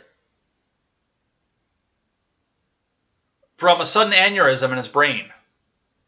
Well, all these police officers committed suicide. Okay. Days, weeks, months later. And also under suspicious circumstances. You didn't save anything. You saw an opportunity. You knew that the world was going to sing your praises on a platter. Oh, he's a great patriot. You knew that the left was going to sing. You'll be the only cop in America that the left likes. Bullshit. You should be in a cell. If the left thinks that anybody like Derek Chauvin or the cop that shot Rayshard Brooks, if the left thinks that those people should be in a cell, you should be in a cell too. This woman was unarmed and stuck in a window. You had options. Hell, you could have gone over there and helped her. Got her back out. All right, let's read from NBC. Officer who shot Ashley Babbitt during Capitol riot breaks silence. I saved countless lives. From Rich Shapiro, Anna Schechter, and Chelsea Damberg. In the chaotic minutes before he shot and killed Ashley Babbitt during the Capitol riot on January 6th, Lieutenant Michael Byrd focused his attention on the glass doors leading into the lobby of the House of Representatives chamber. About 60 to 80 House members and staffers were holed up inside, and it was Byrd's job to protect them.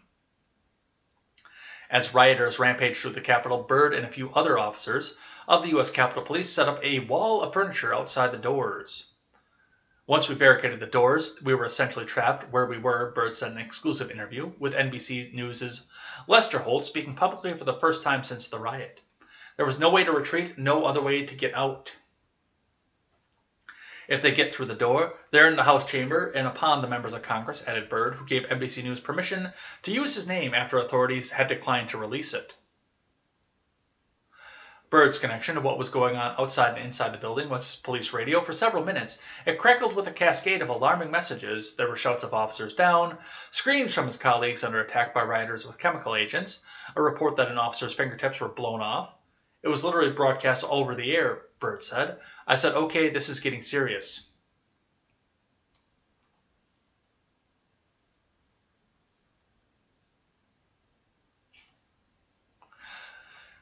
Soon a horde of demonstrators arrived. Byrd, a 28-year veteran of the Capitol Police, took a defensive posture with his gun drawn as rioters smashed through the glass door. He said he yelled repeatedly for them to get back. The mob kept pressing forward, and then a lone rioter tried to climb through one of the doors. What happened next was captured on video.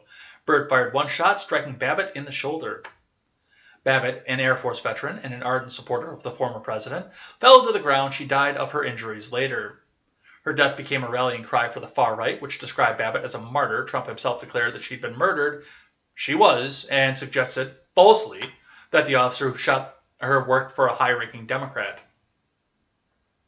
For Byrd, who is black, the incident turned his life upside down. He's been hiding for months after he received a flood of death threats and racist attacks that started when his name leaked onto right-wing websites by the FBI. Just so we're clear. The FBI leaked his name.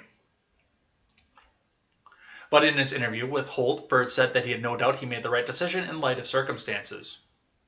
Yes, the only police officer that isn't a bastard, according to the left.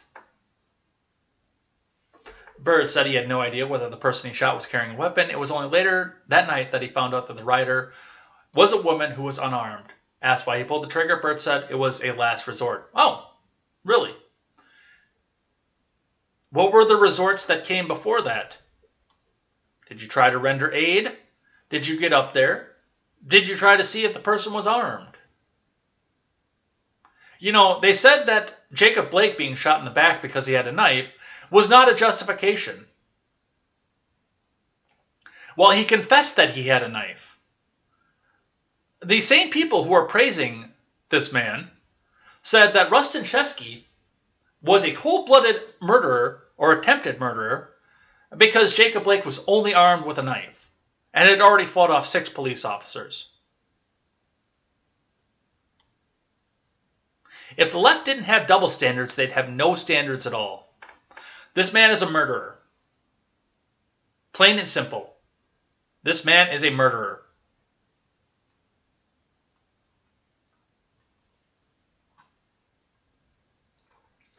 All right, let's do a little bit more here.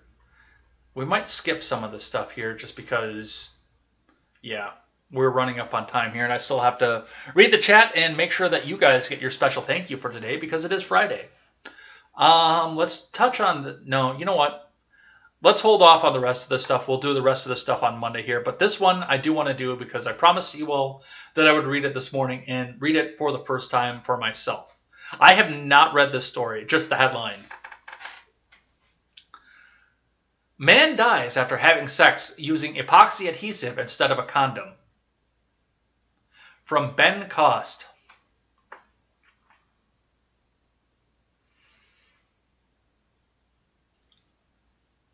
I'm already considering that this is the dumbest human being alive, and I haven't even read into the article yet.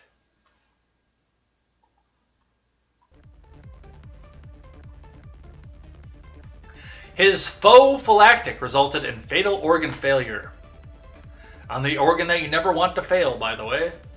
Police are probing the bizarre case of a 25-year-old Indian man who suddenly died after using a high-powered epoxy resin instead of a condom before having sex.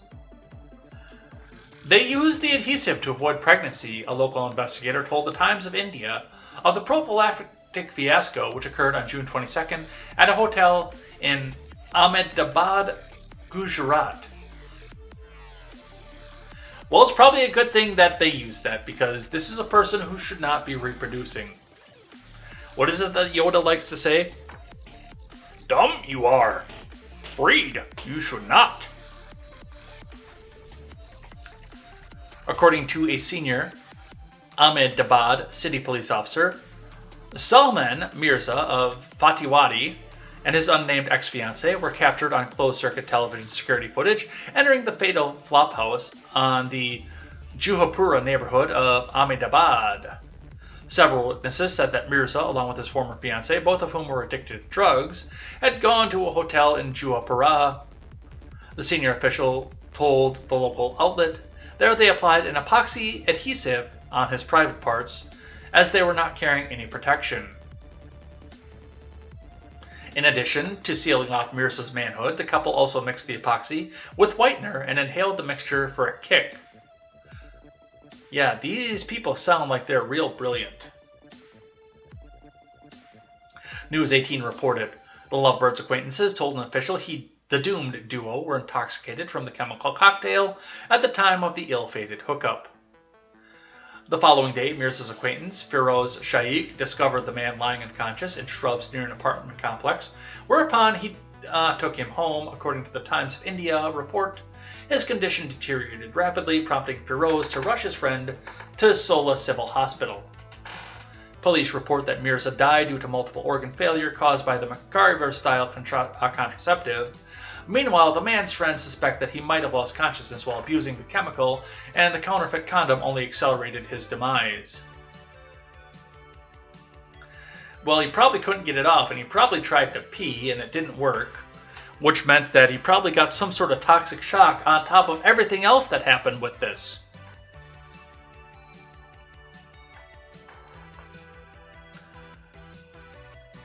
Mirza was described as only earning breadwinner for his family, which included his elderly parents and two sisters. His relatives reportedly filed a complaint with the local police requesting an inquiry into the death.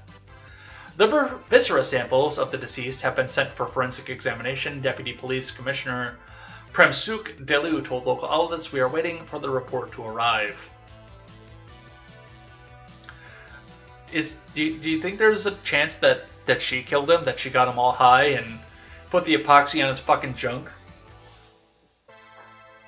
Because she was mad at him? I would suspect foul play in this. But as presented to me, I mean, this is just Darwin Award, and it's probably really, really good that they were going to whatever chance they could to prevent pregnancy, because that dude didn't need to pass on his genetics. That dude needed to be out of the gene pool. That dude is an idiot. That's all that I got. Alright, the last thing that we do on a Friday is a special thank you to the listeners for coming in and chatting in the live chat. So if you are lurking right now and you have not chatted in the live chat, get at least one message in so I can say thank you.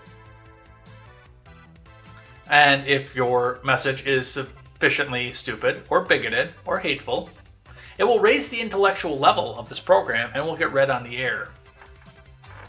But first, let's have a look at who chatted in the live chat throughout the week here. Starting on Monday, we had Ron Helton, Quest Fanning, Random Randy was here, Darth Totes was here, I see Darth Totes is here again today. Welcome back. Thanks for coming and hanging out with us again.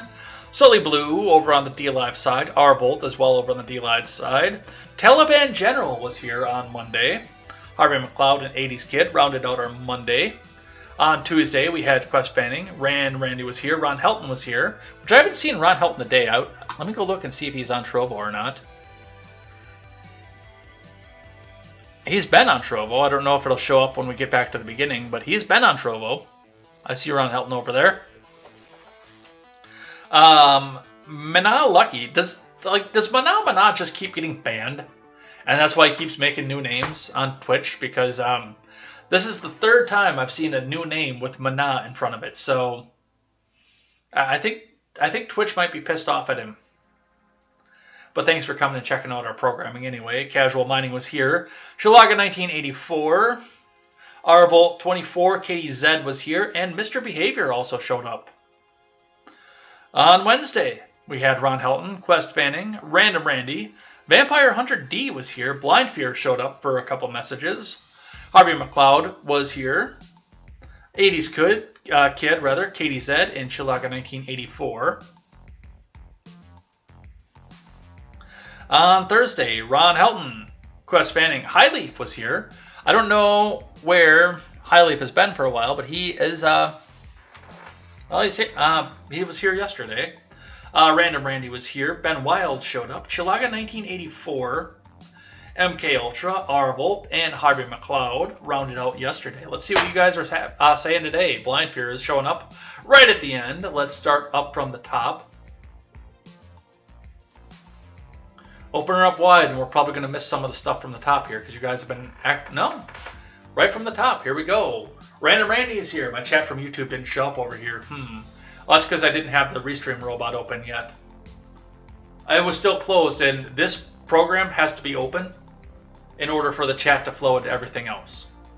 So that's why your chat from YouTube didn't show up there yet, because I hadn't opened this program yet. Random Randy says, I just sent a Discord DM, but you don't need to worry about it now. I did see it in between topics while I was watching a video. I went over and checked out and saw what it was. I don't know what it is, but I went out and saw it. Oh, Stephen Ignoramus is here. Eric Bowman, good morning, fellow humans. For I am human, and there's no need to suspect otherwise. Random Randy, I think there might be something up with that Eric Bowman guy. Stephen Ignoramus is here. Eric Suss Bowman. Oops, wrong window. There we go. Stephen Ignoramus. Morning, everyone. Thank you, Stephen. Make sure you go check out Stephen Ignoramus after this program. Ben Wild says, come on, man. That was 2 or 3 days ago. President of Unity and Healing. Chilaga is here. Good morning, Ed Heads. Happy Friday. Ben Wild says, you can't expect debt-free college for disadvantaged girls if you take away their ability to monetize their OnlyFans accounts. Yep. Absolutely. I'm old enough to remember when PayPal stopped payments and froze accounts for firearm sales because assault rifles, and then it became all firearms, ammo, and knives. Stephen Ignoramus is going to start an OnlyFans today. Nice. Yep, Z-Scaler. I don't know what that means. Steven, I think having an OnlyFans that had super dorky pictures would be hilarious. Maybe.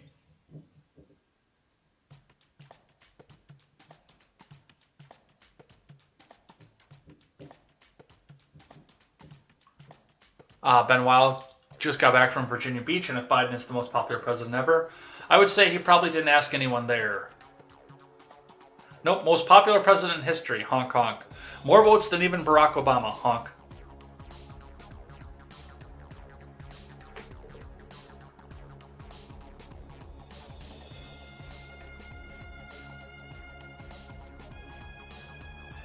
Ben Wild is going to start an OnlyFans called Old Fat Dudes Need Love. The Jack Hole Symposium. Yeah, the Jackson Hole Symposium. I'm wearing a Jackson Hole t-shirt today. Nice. Ron Helton smells some CIA rat bastards.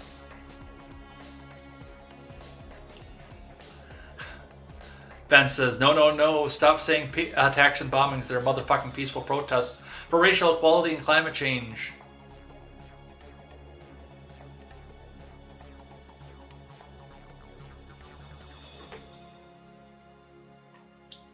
NK Dorakchi want to become famous? Buy followers, primes, and viewers on bigfollows.com. Well, I'd like to get some more primes if you guys have Amazon Prime and you can find it in your heart. The button's open. I think that'd be pretty cool of you. Go to randyfollows.com to become famous. What are we up to now? 150,000 evacuated? Why do we have so many people over there? I don't understand that. It's been a long time to get out.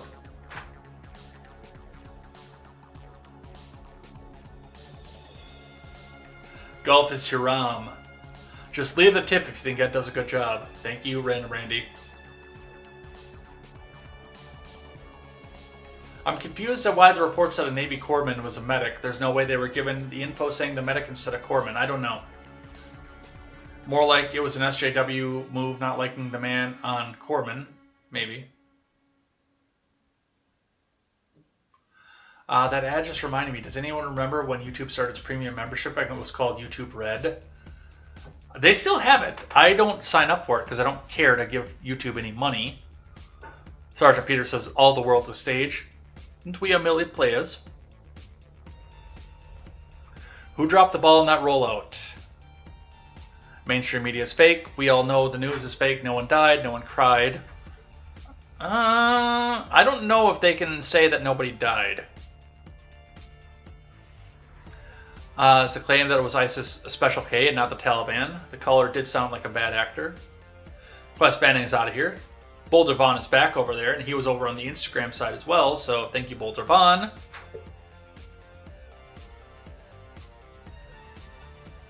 I remember being told not to message my family about when we were leaving due to safety concerns, but yeah, sending a list to enemies sounds legit.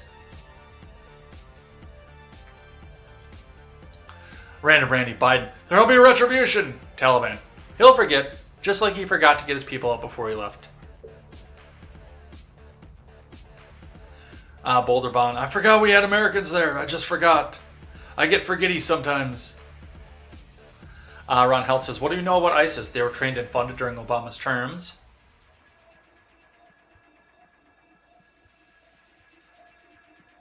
Boulder Vaughn. Is that like Getty Images, but blank because no one remembered to upload the images? Nice. Shit, I forgot it was 7 a.m. Watching Nightbot fought with Pretzel Rocks entertaining me. So yeah, I'm gonna fix that over the weekend, because you know there's the Pretzel Rocks is playing some good music, and I'd like you guys to have the opportunity, if you like what you hear, to go back over and check that out. I know I really like the Diana's Bow song that plays on there, and I've listened to it on YouTube before, but I only know about it because I can see what it's called on the screen. So I want you guys to have that opportunity as well. So I'll fix that over the weekend. I think I just have to give Pretzel Rocks permissions on Nightbot, but since I realized that happened, I have not had a chance to open up the Nightbot. I've got to adjust the way that the tipping links go too. So, is there a new Taliban Omega variant? Maybe. Precision, like when your old boss bombed that wedding. Oh, we don't talk about that here.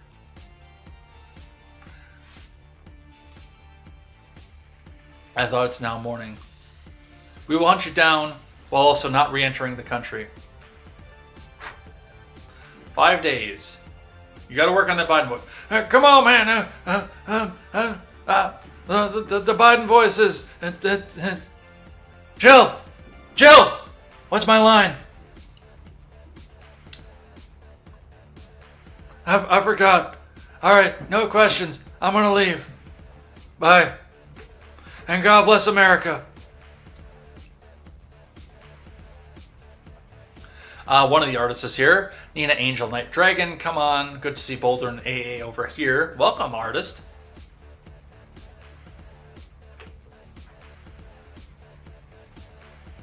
I'm usually not online this early. Well, you're welcome here. Random Randy says they're probably just shutting down more servers due to low user engagement. Yeah, I don't know if I'm Twitter banned or not. I got into a fight with that one leptoid. Oh. No, now it's working again. I thought maybe I got into the fight with that one leftoid chick and I got banned.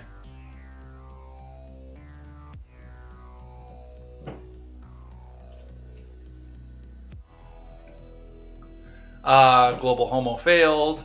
There's a Twitch ban. Biden said the equipment we gave them made the Afghan military on par with the best militaries. Darth Totes is here. I personally think Republicans should just wait and let everyone see exactly what Democrats do.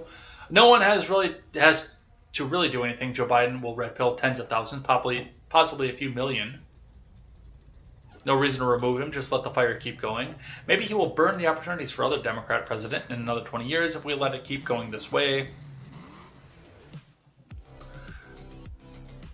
The same people who pushed for and supported a literal coup against Trump deemed January 6th an insurrection. It was not an insurrection.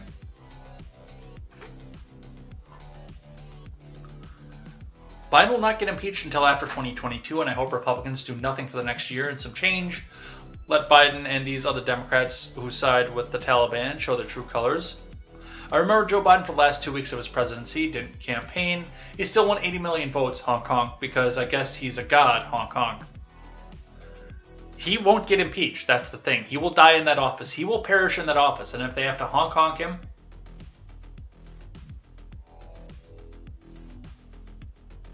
if they have to Hong Kong him in 2024, then that's what it's going to do. But he will perish in that office and take the secrets to the grave with him.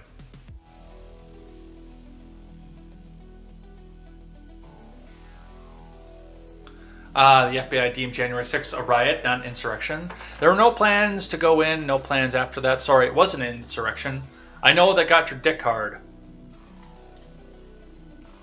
Guilty.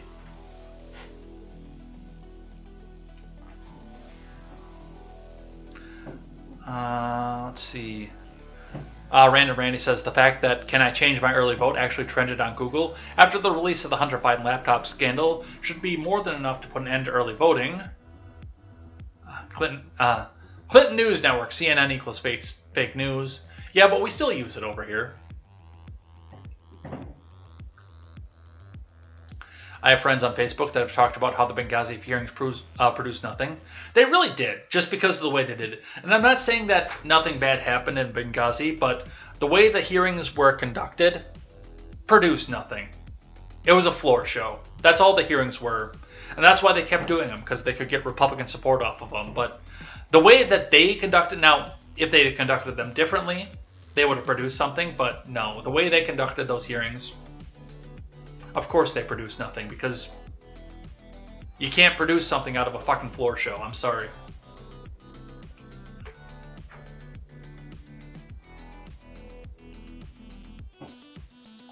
During the investigation into Trump, it was found that the Alwan brothers were allowed access to the DNC servers without any clearances, and that they did steal info. There were reports from a Five Eyes Nation that they were trying to sell it abroad.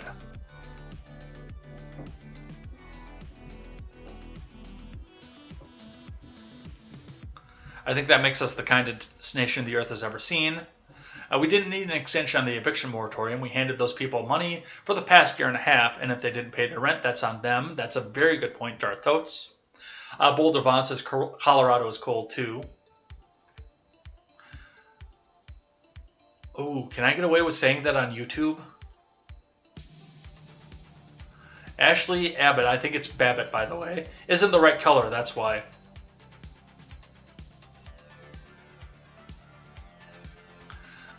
It wasn't even a window big enough to crawl through, and it definitely had shards of glass that would have caused her significant injuries if she managed to get through. One of the artists says, "We cannot get out, they're coming, drumming in the deep."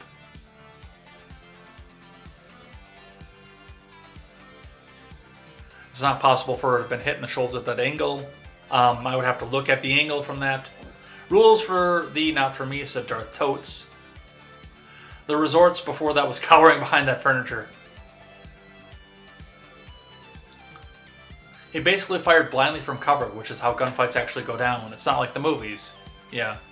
Harvey McLeod is here. Yikes.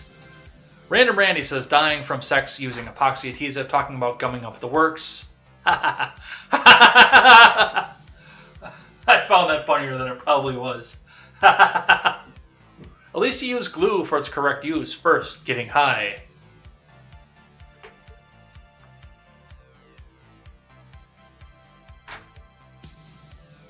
Random Randy says, how'd they have sex and get apart after that? Maybe that's the wrong question, but I'm very curious as to the logistics of this.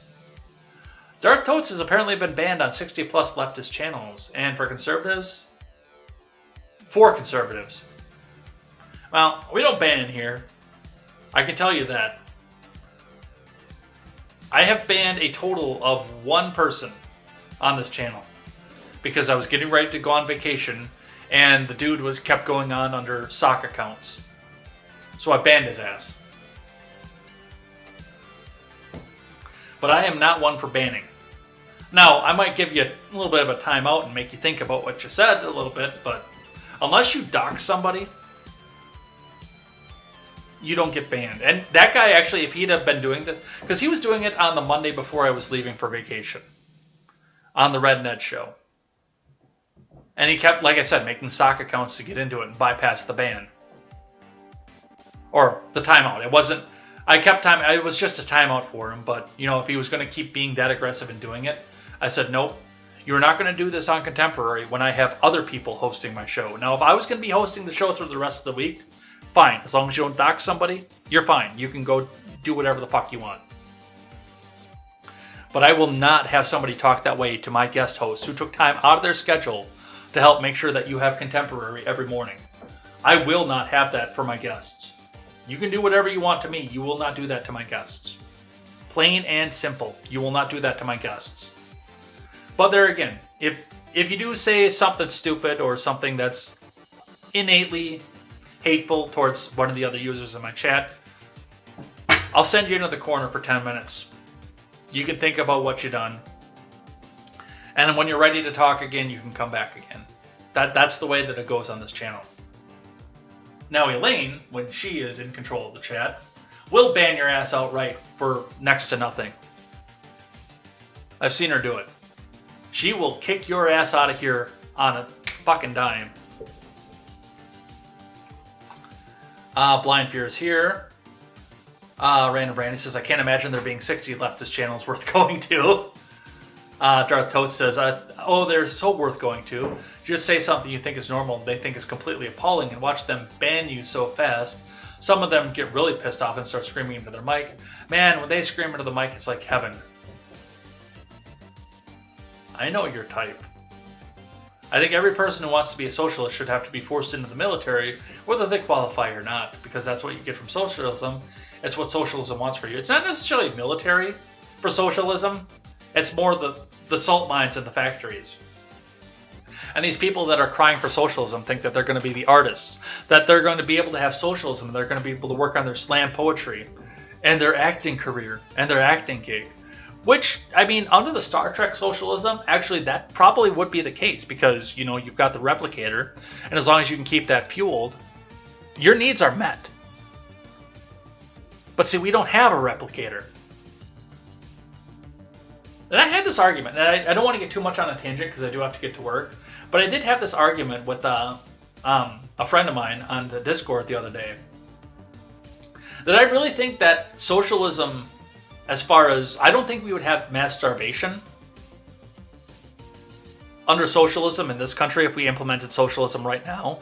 I think we have enough arable land and enough production facilities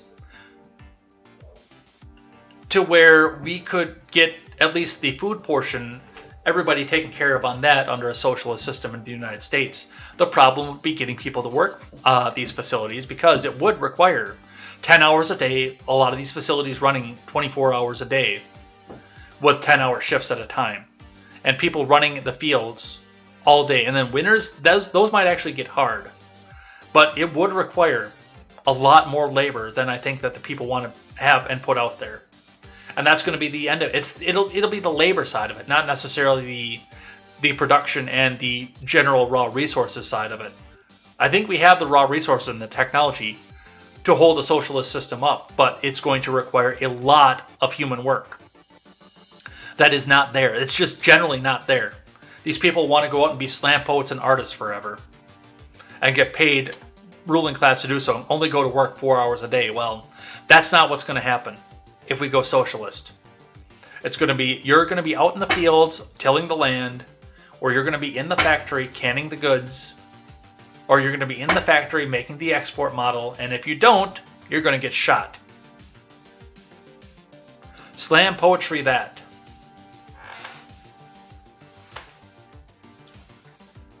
You don't go to Mother Russia comes to you. Dark Toads is a little bit stoned. They changed YouTube Red to YouTube Premium after realizing how close to the porn site it was. Nice. Arvold, I forgot about YouTube Red. Welcome, Arvold. LOL, the chat is, this is the Delta variant ISIS. Biden, I take full responsibility for this evacuation. Chill. Where are my pants? Tequila says you might be able to let Pretzel post a link with permit name command if you want to. I'll actually go into the Pretzel Rocks programming over the weekend here and fix it the right way. I appreciate the temporary fix though. Thank you, Tequila. Thank you for that. Yeah, I'll go in there and fix it over the weekend because I like them. I like you being able to go back and look up the song that's playing. Thank you, though. That's awesome. Ron Helton says, I find it very annoying that members of Congress are not pushing back against Biden and his jab mandate. Liberty is dead in this country. No freedom over our own bodies now. Anyone see the TikTok videos floating around of truckers saying they'll shut down on the 31st to insist that these jab mandates be ended? No, I haven't heard anything about that. Throw a link in the Discord. We'll talk about that on Monday. Ron, I haven't seen it. Random Randy says, Ron, I haven't seen it, but I'm all for it. Darth Tolls says, just remember to take me seriously as I take myself, which is none at all. Good. And Random Randy will get last word and say, I banned that bot account for big follows. Yeah, I see a lot of that too. I see a lot of people banning those bot accounts. Because I do go in and check the ban list every once in a while just to, you know, every couple months or so. Steven does twice a year, he does the jubilation and lets everybody who's been banned chat again. I do it every couple months. I go in there and I see who's banned and who isn't, and if they're banned, unless it's the one who's being an asshole, if they're banned, I just let them go back and talk again. But, you know, I'm not big on banning people. I'm not big on banning people. I don't care for it. If you want to talk, talk. But if you're going to be a dick, you'll get set in the corner. That's just it. All right, but that is it for the day. So we got to change up the track, and I got to get to work. I got to go get some breakfast and go figure out what it is I'm going to be doing all day here for work. So let's change up the scene, let's change up the track, and head out of here for the day.